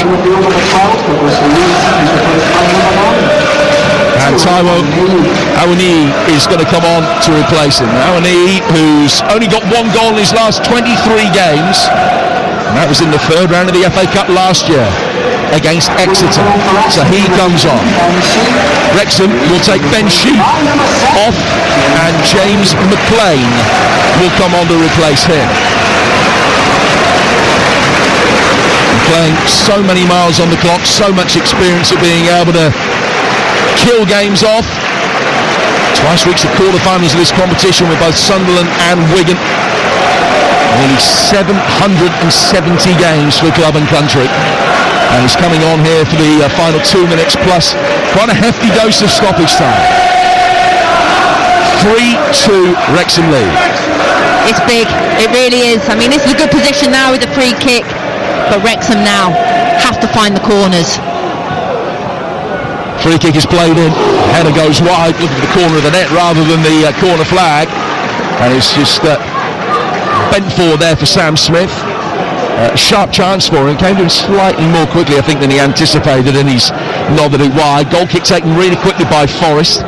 Flashing yellow light on the building side away to our left hand side, just seems to add to the ongoing tension around the place. 90 seconds plus stoppage time to go. 3-2 Wrexham lead, moving 2 up at half time. Forest pulled one back, Wrexham made it 3-1, moments later Forest made it 3-2. They've been on the front foot ever since. Can they find the equalising goal? Into the 90th minute, Hudson-Odoi chesting it down. Yes, they can. That is a brilliant finish, and Nottingham Forest have levelled it up at 3-3. Callum Hudson-Odoi, twice an FA Cup finalist, twice a goal scorer off the bench tonight, and he's thrown the lifeline to Forest, and we might now be heading for extra time. Wrexham 3, Forest 3. I mean, it's heartbreak for Wrexham, it really is. Credit to Forest to get themselves back into the game. You kind of felt like it was coming with the quality and the changes that they've been able to make, and then for me now, with regards to an extra 30 minutes, you only see one team winning it, and that's Forest with regards to the tired legs now. I think really Wrexham had to hold on there for a couple of minutes. Callum Hudson-Odoi scoring twice for Forest to get it from 3-1 back to 3-3. Still in the 90th minute. We'll find out in a moment how many extra minutes are going to be added on. I think it'll be at least 5. Ball over on the Wrexham right. Good ball in. Oh, Winder stretched and couldn't reach it. And he's steered away by Savona and out for a corner as we go into 5 additional minutes. I mean, inches away, Windass from getting on the end of that and making it 4-3. It's a great ball in, and really there's not much more he can do. He's thrown his legs at it, he's pretty much died to get on the end of it, but just couldn't get on the end of it here. And credit to Wrexham, you know, they're going for it. They're not now wanting to play this extra time, they're wanting to try and get a winner in extra time. Callum Wright's missed the penalty for Wigan. They still lead 1-0 at Preston very late on. In comes this Wrexham corner. Smith was the target. It's come off a Forest head, goes out for another corner. It's good defending now by Jacques Cunha. But another corner to defend, and every time the ball goes out of play for a set piece, there's an air of trepidation amongst the Nottingham Forest fans away to our right hand side. This is Wrexham's 7th corner of the night. And it's going to be an in-swinger, a left-footed in-swinger from that far side. Doyle is up there on the edge of the 6-yard box, attacking it. Sell's got there first, paddles it away. He's gone down hurt, clutching his stomach, and it's a free kick to Forest inside their 6-yard box. 3.5 minutes of added time to go. Extra time and potentially penalties on the agenda. Wrexham 3, Forest 3 in a cup cracker on TalkSport. Yeah, it really is. I think if both teams are being honest, they wouldn't have wanted to go to extra time. You know, it's a big ask for both teams and how much they've been playing, and also with the players that they have out as well. 3-3. Savona firing it forward towards Taiwo Awoniyi. He can't get it to stick. O'Brien plays it back. Wrexham hook it forward. It's just a question of getting it out of harm's way, really. Putting the ball back into Nottingham Forest territory. They've got a throw, which Dominguez is going to take, and judging by the reaction of the supporters from the wrong place, he didn't take it from there. What he did, he rolled it 10 yards further up the line for Savona, but he has been told to retrace his steps. Play forward towards Awoniyi. Forest have won it back. They've done well to do so with Thomason. Coming onto it is Dobson, and he's cut across it and fired it wide. 2 to go, 3-3. Again, wanting to be the hero, and I don't mind it, but I also think there's better options. Now, he had support coming down the right-hand side, and there I think it's a case of actually creating the opportunity, waiting for that moment, and being a little bit more patient. Still got plenty of time here. Sells hits this goal kick, sends the ball spinning high up into the midfield. Igor Jesus has misjudged the bounce. Behind him, Scar knocks it away, out for a Forest throw. 2 minutes of extra time to go. 2 minutes of added time, I beg your pardon, before we go into extra time. 3-3 to scoreline. Dobson winning it back in the midfield, losing it just as quickly. Morgan Gibbs-White down towards Savona. Certainly Forest looking the more likely to win it by the odd goal in 7. On the edge of the penalty area, Wrexham will be able to get it away. Cleared left-footed by McLean. Thomas has come into midfield now that McLean has come on. He's playing as the left wing-back. Forest win possession back, but it's a throw inside their own half, deep inside their own half. It's right in front of us. Taken by Gibbs-White. Quickly back for Jacques Cunha. Now to Sells. 15 seconds away from going into the 95th minute. Williams launching a long ball forward for the twin strikers to chase. Knocked away relatively easily by the head of Dan Scarr. Brought back down in the midfield again by McLean. O'Brien out to the Wrexham right-hand side. Goal now will win it for either team. Winders trying to provide it. It's a deft, little delicate clip inside the box, and it's easily knocked away. Comes back to halfway. Winders has got time to turn as Wrexham work it back. Can he get the delivery right this time? Finds James McLean, who leans over the ball, the veteran, to be able to control it. He can't get the cross in. He's dealt with by Savona, sliding in. He's trying to get it into McLean and out of play for a throw. Didn't take a touch of James McLean. Throw taken quickly by McLean into the feet of O'Brien. Back from McLean again. O'Brien's got it. Can he be the architect against his former club? Pulls it back for McLean. Wraps his blue boots around this. Doesn't put a cross in. He checks back, goes the other way. Back out towards Dan Scarr. 10 seconds of the 5 extra minutes still to go. One last chance to get it forward. It's Hyam. And his ball wasn't the best, but they've still got it. Rolled in now via deflection. Sells scampering across his line. Gets his hands behind it, and that will do us for the time being at least. 95 hugely entertaining minutes have gone. It got better as it went on, which is a promising sign for the extra time to come. Wrexham 2-0 up, then 3-1 up with 15 minutes to go. Didn't hold on. And we've got another 30 absorbing minutes lying ahead of us. 3-3, extra time on its way. Yes, thank you, Hugh. Wrexham actually have still got one left. That was their 5th. You're absolutely right, do get an extra on both sides now, with the game going into extra time. So we will see 6 changes. Forest got 1 left to make. No, that's number 5 for Wrexham. And it is Barnett that has come on for Longman as a straight swap at right back. So Ryan Barnett, the former Solihull Moor, coming on. Now Wrexham 5-4-1.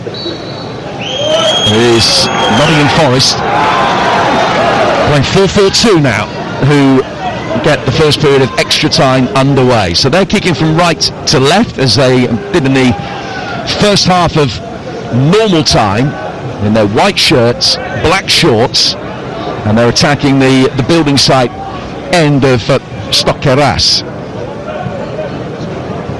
The ball with Nico Williams on halfway, lays it back for Morato, down for Williams again. But Williams, one of the 3 players brought on as part of a triple change that Sean Dyche made at half time when his side were 2-0 down and should have been 3-0 down. Forest getting it forward, enjoying all the early possession extra time. Gibbs-White clipped out towards the right hand side for Amari Hutchinson.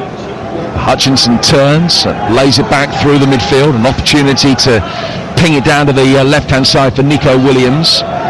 Callum Hudson-Odoi, the Nottingham Forest hero, with goals on 75 and 90, and he's got the ball at his feet now on a hat-trick, running towards the edge of the penalty area. Just checks and then whacks it out towards Savona. Savona down towards Hutchinson. Hutchinson wriggling his way towards the edge of the penalty area. Now the ball comes in. He's attacked by Awonyi, but he's put it wide. 3-3 with 90 seconds gone in extra time. Tash Dowie. Yeah, it's the first big chance, isn't it, of extra time, and it is a massive chance, by the way. It's a great ball in, and Awonyi is free, and for someone of his ability in the air, has to do better. Wrong technique. Ball's come in and he's flicked it on. Has to head it back across goal. Poor miss by him.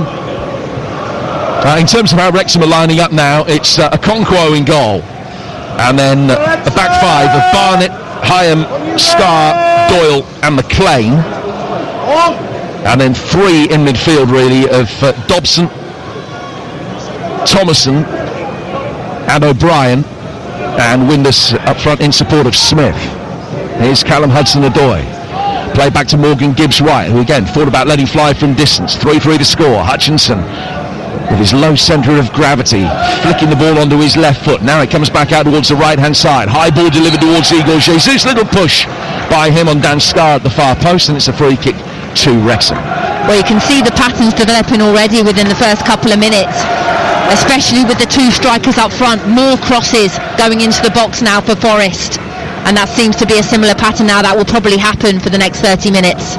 Elsewhere tonight, Wigan have won at Preston. They missed the penalty and scored in the last 15 minutes. Preston 0, Wigan 1, and the side 4th in the Championship are out, and Wigan 15th in League One have made it through to round 4, the first side to go through. Port Vale about to join them, leading Fleetwood in the 5th minute of stoppage time at Vale Park by a goal to 0. MK Dons against Oxford, like this one, is in extra time. That's 1-1, and they've just started extra time in Buckinghamshire. Here in North Wales, we're 3 minutes into the extras. 3-3 the scoreline, as it was at the end of that thrilling game against Sheffield United in the FA Cup that we've referenced on a number of occasions tonight. 3 years ago, one of the best FA Cup ties I've had the privilege of watching for years. Here's Nico Williams coming forward over the halfway line. Down to the left-hand side for Callum Hudson-Odoi. Hudson-Odoi drifting in off the left flank, just lends the ball back to Nico Dominguez. Looked as though he got the shape wrong on a cross, but Okonkwo misjudged it. He was expecting that Igor Jesus was going to make the run, and by the time he realised he might have to save that from creeping in at the far post, it looked as though he was going to get there too late. Sharp hands stopped it going in, but just a moment that was a little bit more nervy than it might have been, Tash. Yeah, absolutely, and I think with regards to formations right now, Forest's formation is more positive, a lot more positive. Hudson-Odoi has it, coming in off that left flank, on the left winger in this 4-4-2. Dominguez has played it back to him again. Right-footed, he's fired it in towards the edge of the 6-yard box, and it took a touch on its way through from Doyle. Now Savona coming in at the far post, then did everything he could to take evasive action, so the ball went out of play for a corner, and he managed to avoid it, and Hutchinson will go across to take it, 3-3. Yeah, and look, I know Phil Parkinson likes to play that kind of 3-4-3, and then he's naturally dropped back now into almost like a 5-4-1, like you said. But then you can't get out, you can't get any of the ball, you can't get pressure on, and it's going to build now. Port Vale through, they've beaten Fleetwood 1-0. In comes this corner, left-footed, swung in Okonkwo, got there, fisted it away. Nico Williams through a crowd, but not through all of them. And Wrexham had enough bodies back to be able to clear. Now they will work it forward, looking for the run of Lewis O'Brien from deep, but they couldn't find him, and back it will come with a sense of inevitability. Forest poised to make their 6th change in a moment. Wrexham win possession back on the edge of their box and will get it away. O'Brien to Dobson, a tired touch from him, just presented to the nearest white shirt. Igor Jesus, having got it, plays in Hudson-Odoi, back for Jesus again. He scored his 8th goal of the season tonight, the first of Forest's 3 in the final quarter of this game or so. Hudson-Odoi, down towards Nico Williams. Williams working it back with his right foot, the left back to Dominguez. Hudson-Odoi again, still level with the edge of the penalty area.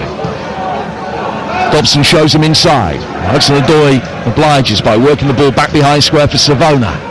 Savona will pick it up. He's still only 10 yards outside the box as he rifles it in. Hyam clears. Another one of the goal scorers tonight. Windus can't control the ball. Hutchinson, and a right-footed cross has just gone over Okonkwo's bar before curving back in. Here's a goal kick which will be taken away to our left-hand side. Savona coming off, and Murillo coming on to replace him. That's the final change for Forest. Yeah, another big aerial threat with regards to set pieces, but also bring on a little bit defensive stability as well.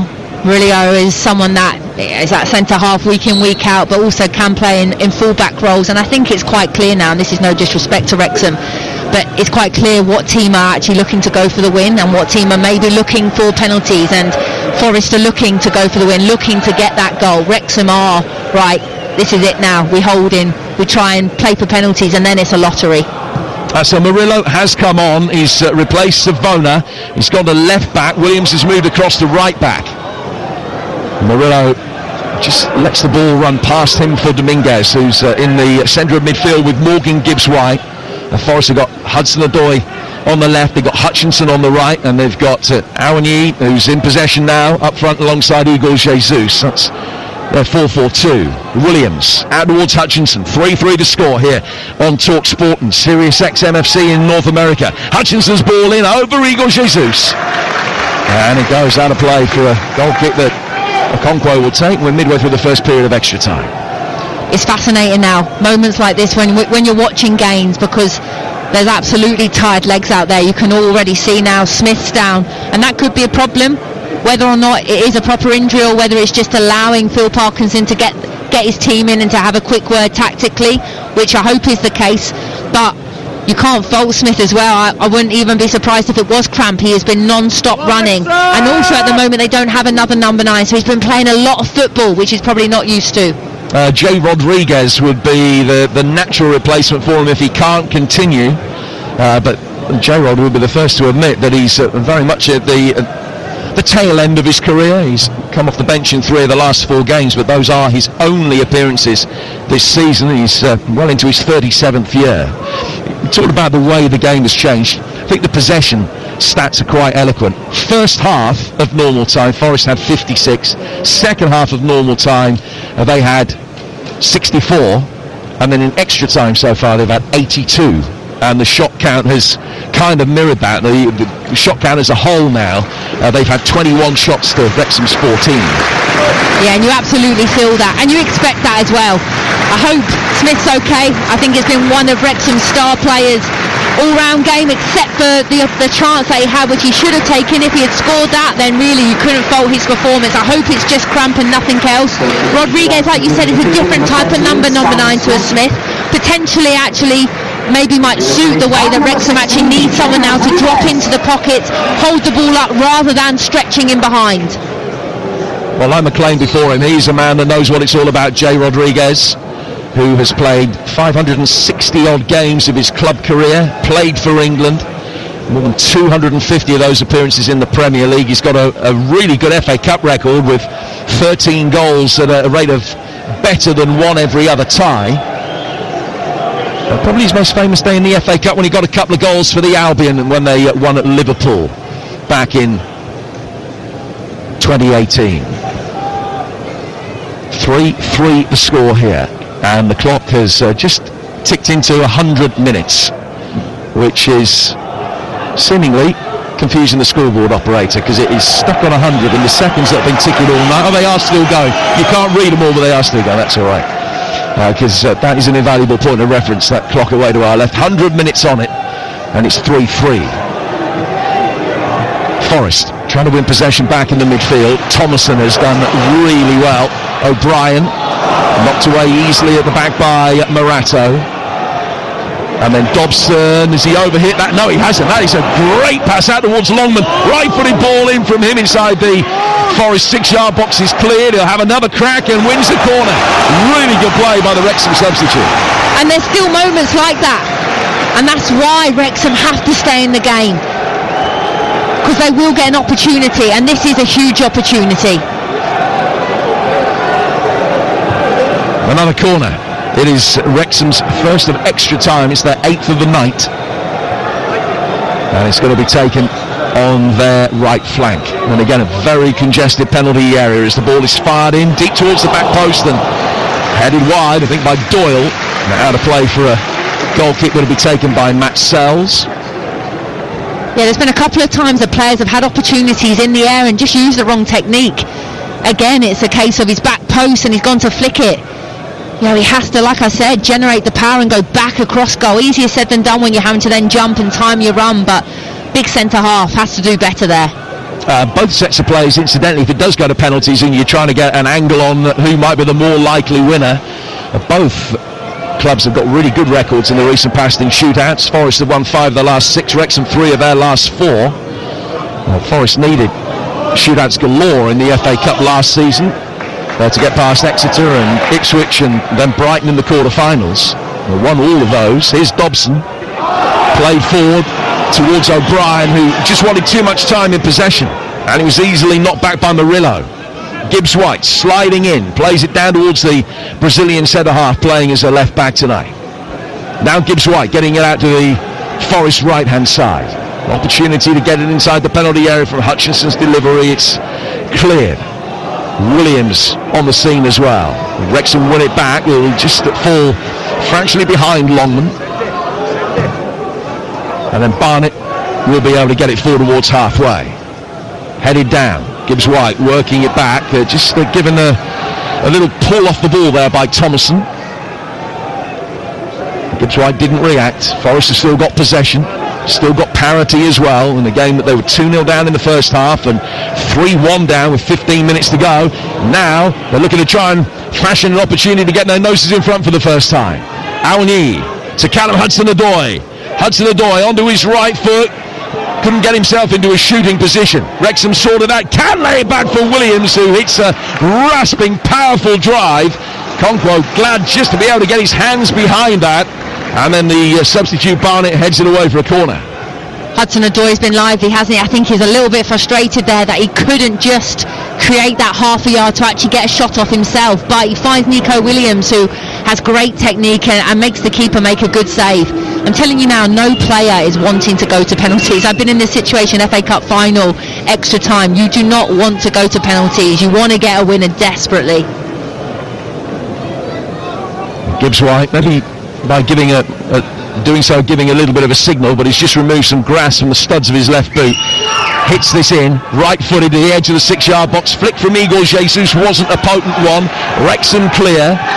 Windus getting it forward towards halfway, but he couldn't find Barnett, and it will be cleared.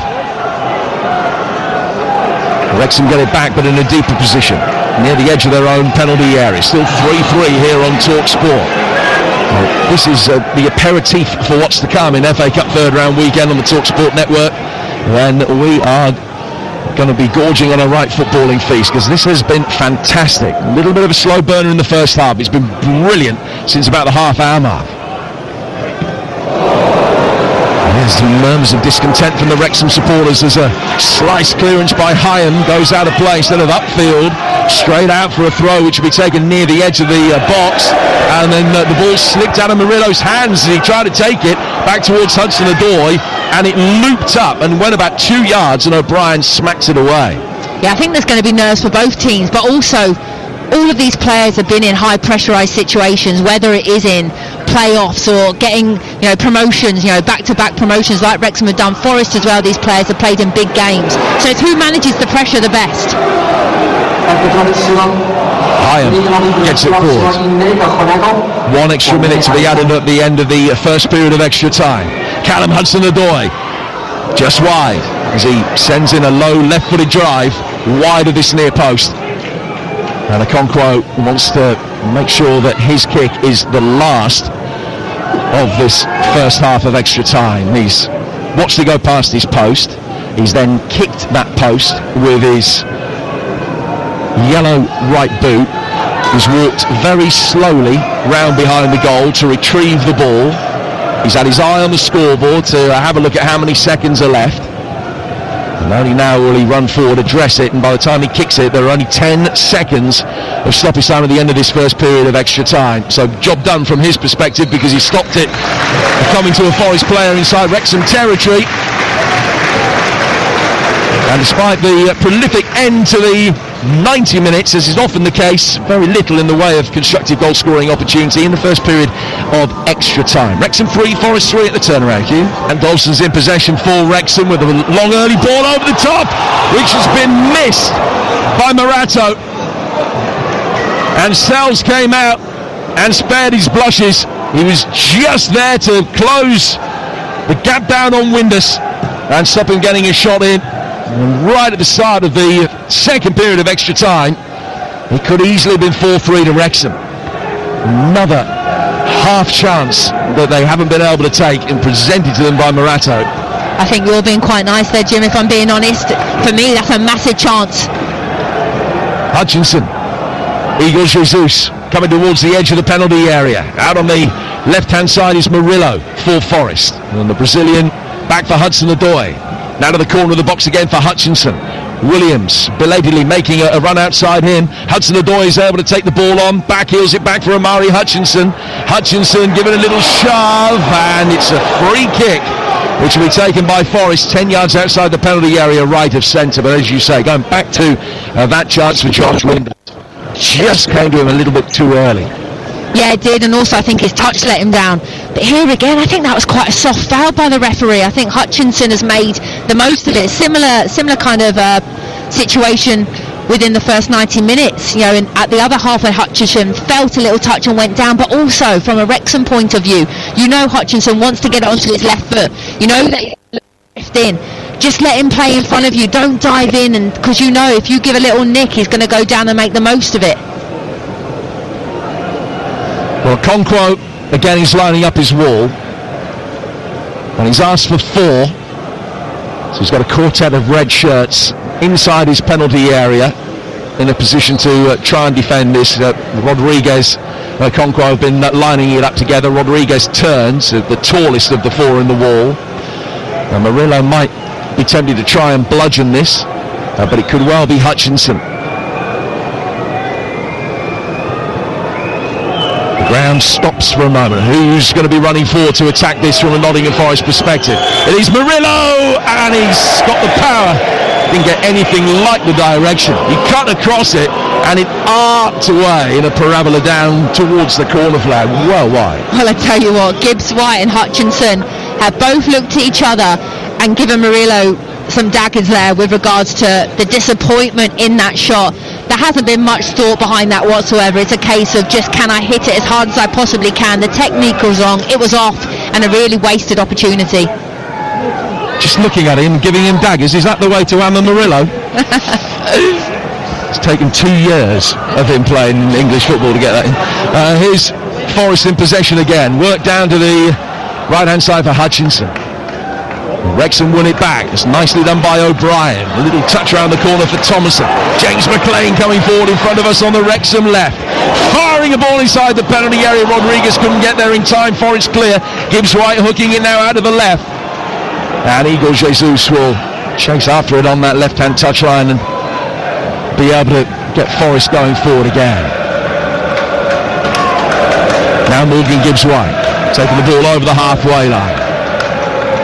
It's a 45-degree pass out to Callum Hudson-Odoi, who has been superb, notwithstanding his 2 goals. He's clipped one in towards the far post. McLean heads it away.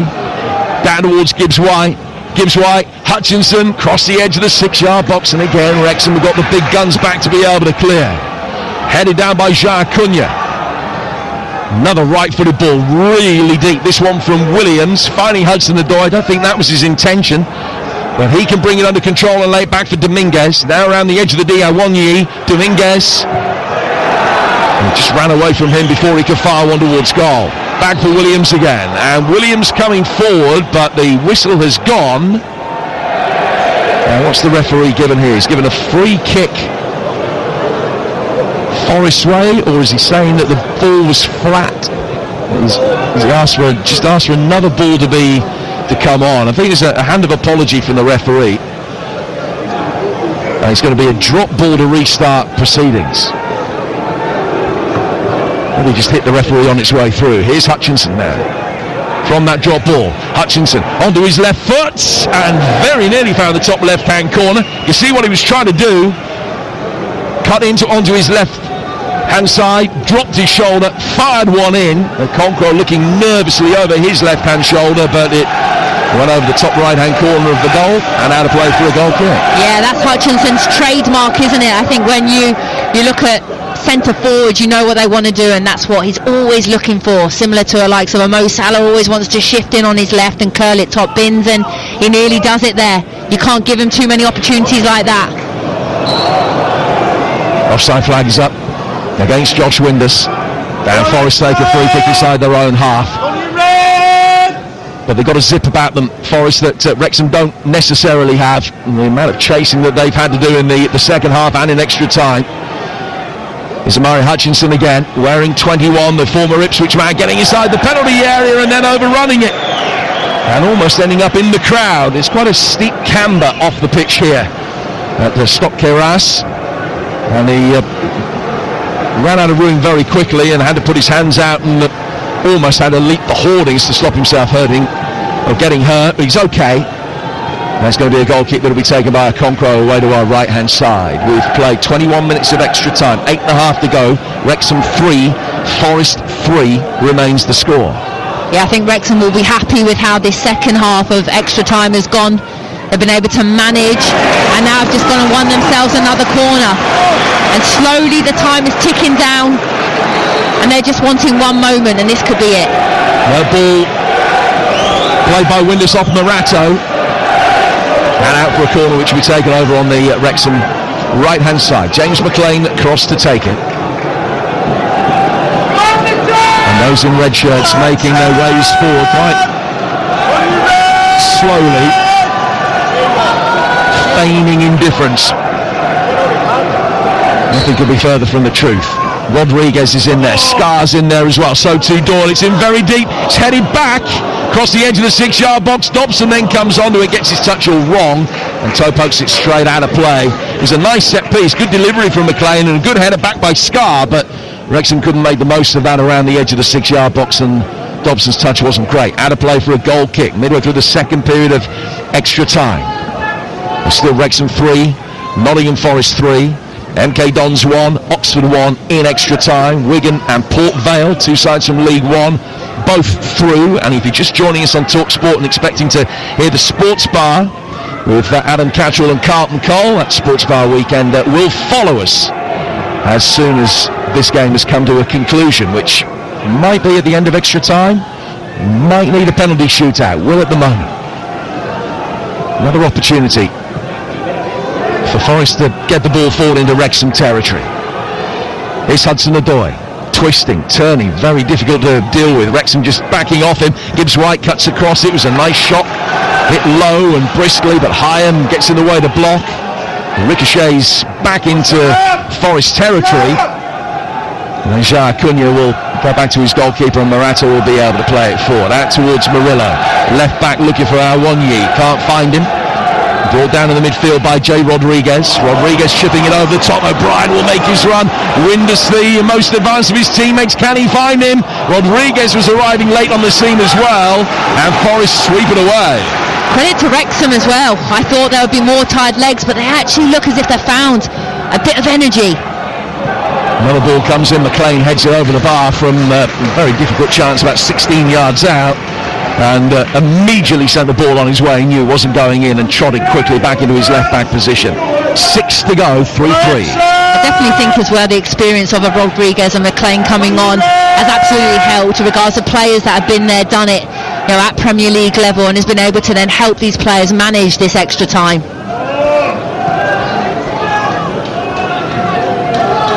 Nico Williams, Morgan Gibbs-White. Forest on halfway. Turning it to their left-hand side for Dominguez. Often a lot of time in the midfield in this kind of area for Nottingham Forest to be able to bring it forward. Awoniyi exchanging passes with Callum Hudson-Odoi. And it's with the former England international. Fires it is, a good ball and really well defended. Hyam got between two Forest players to be able to head it away. Good defending there.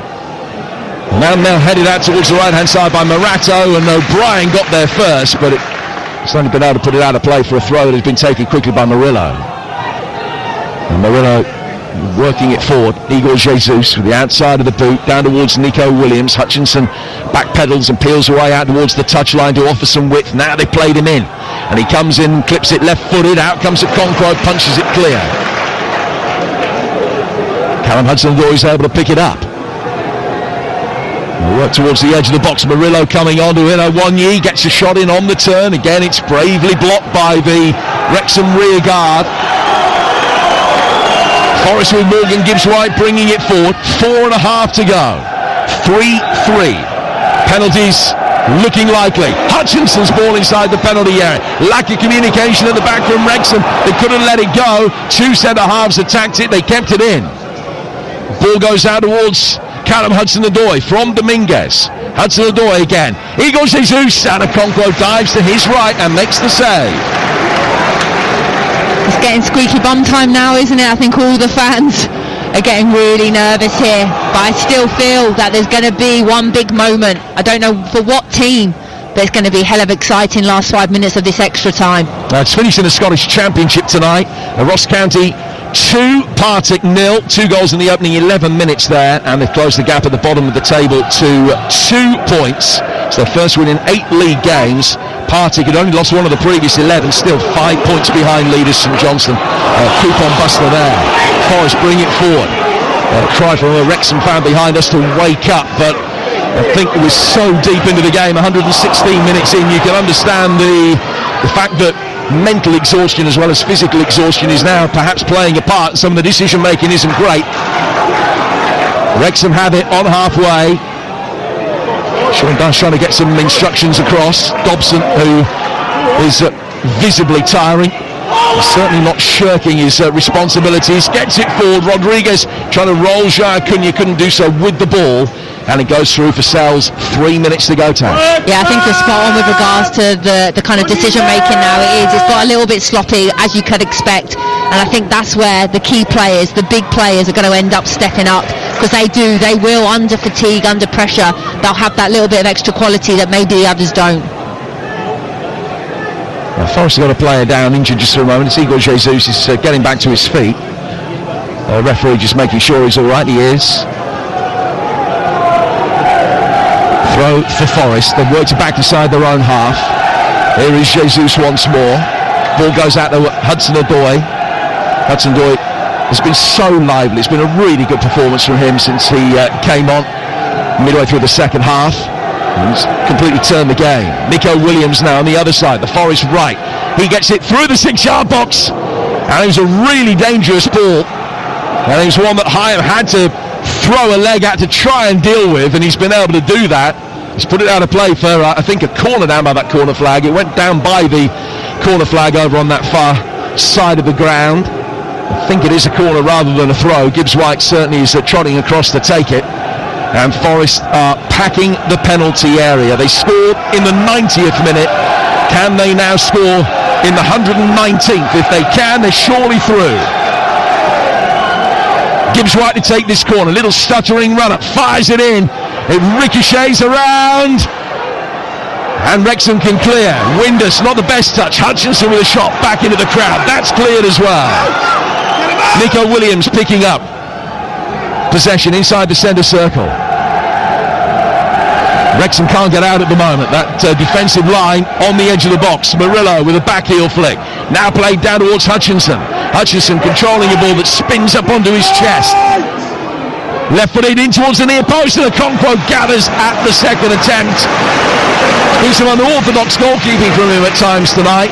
Particularly shots hit in towards his left-hand post, but he was able to make the save, gathered at the second attempt, launches it forward long. Dominguez misjudges the bounce. Rodriguez coming onto it. O'Brien trying to flick it in, and Windus again with a heavy touch. Did Marato push him? Referee says no, puts whistle to mouth, and I think he's going to book Windus for diving. I mean, that's twice now that Windus's touch has let him down, and it's the correct decision. It's a dive, and that's a massive opportunity. All he has to do is he has to get his touch right, and he's through. And it happened earlier on. And I think at the moment Wrexham are really, because they are so compact with that back five, they're struggling to get out to put pressure on the crosses. So then the likes of your wide players, their Nico Williams, Hudson-Odoi for instance, too much time to get crosses into the box. Hudson-Odoi laying it back now. Murillo into the feet on the edge of the penalty area. Back for Morgan. Gibbs White again. Gibbs White out towards Hudson-Odoi. Right at the end of the game, high left-footed ball through the penalty area, and that will do us. And we go to penalties. 3-3 after 120 minutes, and Wrexham and Nottingham Forest could not be separated, and still Wrexham have the chance for a Hollywood ending to an absorbing cup tie to take yet another Premier League scalp. 3-3. Penalties to come, Hugh. Swindus going first. So Wrexham have won the toss. It's at the right end of the ground as far as they're concerned. And they are the first to step forward. Windus has scored 3 out of 3 this season. He scored his penalty in the League Cup shootout victory against Hull, his dad's old club as well. Got a good record in shootouts, as I mentioned earlier. Won 3 out of the last 4. They've only ever lost one FA Cup shootout, which was against Brighton back in 2012. But Sells has got a good record facing penalties. Windus just ready for Sells to commit himself, and he rifled it right down the middle, and Wrexham score their first penalty. So always the pressure on Nottingham Forest following. Windus scoring. Gibbs White, who's missed one in Europe this season, but scored the other night away to West Ham, where he went down the middle. He tends to go low with his penalties. He's got 9 out of 10 for Forest. And can he make it 1-1? All of a sudden the lights appear on the phones behind Okonkwo's goal. Gibbs White spots the ball down, goes back 4 or 5 steps very deliberately, and this is tied up at 1-1 after 1 penalty apiece. Really taking his time about it here, Morgan Gibbs White, surveying the job in hand, runs up and puts it in the bottom left hand corner. 1-1 after 1 kick each. Yeah, it's a nice penalty that, and actually sometimes when you take that little bit of extra time, it unnerves the goalkeeper quite a lot there, and Gibbs White shows his experience, shows why he's a captain of this club, and both penalties have been spot on so far. Next up is going to be James McLean. McLean has taken penalties in the last 2 shootouts that Wrexham have had, and he scored them both. And he's coming forward now. So much experience, more than any other player on the pitch, with nearly 800 games for club and country behind him. There's a lefty, McLean. Sells bobbing up and down on his line, and McLean's put it over the bar. Fires it into the cop. And it's advantage Nottingham Forest. And McLean looks up to the heavens, and he just leant back as he addressed it and put it about a foot over the bar. Yeah, poor penalty. I think you're spot on there. Too relaxed. You could see as he was running up, he's gone for pure power, not accuracy, and he's got it all wrong. So 1-1, but Igor Jesus now has the chance to make it 2-1 to Forest after 2 penalties apiece following that McLean miss.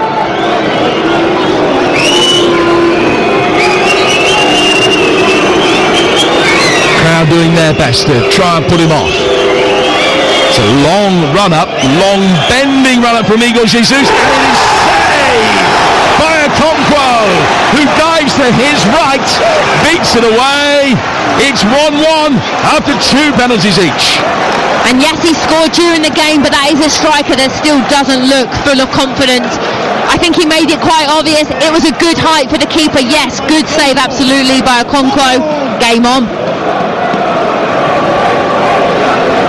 So next up, Callum Doyle for Wrexham, who comes forward, the centre half, and he picks up the ball that was near the spot, and he just very deliberately places it down. Doyle up against Sells.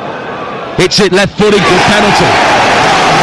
To the bottom left-hand corner. And then he whips up the crowd. There are a couple of punches in the air with his right fist, and then he pushes both hands up into the air, just trying to exhort a little bit of extra volume for them. So 2-1 Wrexham, Hudson-Odoi going next.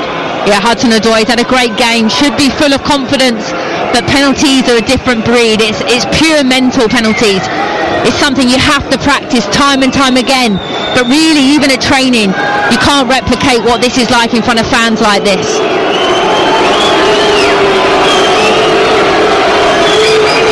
So Hudson-Odoi with a stuttering run up, and that is a really good penalty. Although Okonkwo went the right way, Hudson-Odoi's hit the inside side netting to Okonkwo's left.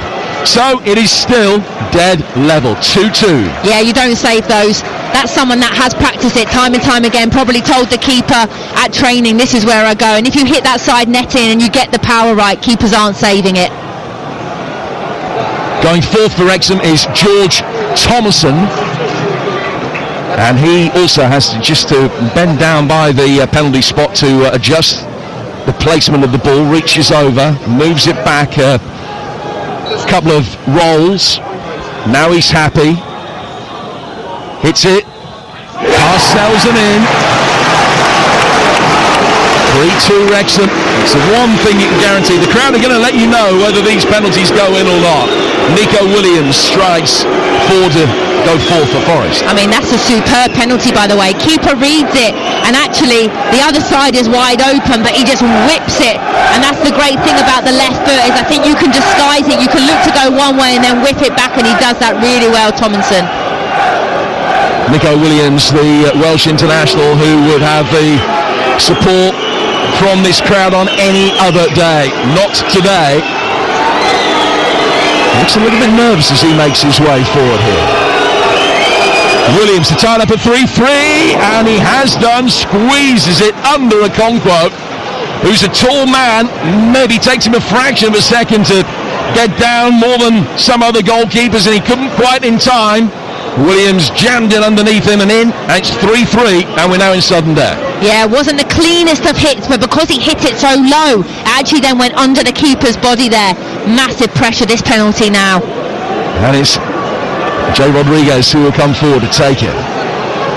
Another player with so much experience in the Premier League and this competition as well, now part of the Wrexham story. Sells, trying to make the goal look as small as possible. Rodriguez hits it. Sells didn't even move. I think he was anticipating that Rodriguez was going to go down the middle, and he just put it in the corner. So it's 4-3 to Wrexham, and if Okonkwo can save this from Hutchinson, Wrexham are through. I mean, Rodriguez shows his experience, someone that has played hundreds of games and probably taken hundreds of penalties. Hutchinson is really going to be feeling the pressure. There's not much bigger pressure than this right now. Has to score.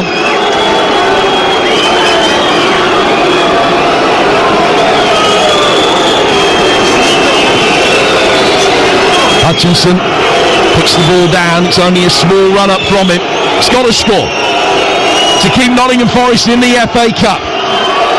Big pressure moment. Okonkwo saves, diving to his left hand side, and Wrexham have knocked Nottingham Forest out of the FA Cup. It was a night when it looked as though Wrexham were bound to go through. 2-0 up. Missed a big chance for 3. Forest got themselves back into it. Wrexham responded. But when they blew that 2-goal lead in extra time, you sensed that it was going to be Forest tonight. But listen, every Hollywood story has a twist and a turn, and the penalty shootout has provided that. McLean missing for Wrexham. Igor Jesus and Hutchinson seeing their efforts saved by Okonkwo. He's the Wrexham hero. Forest, semi-finalists last season, are out. It's taken Wrexham nearly 30 years to get revenge against Sean Dyche, but they've done it for that 1997 FA Cup quarter-final tonight.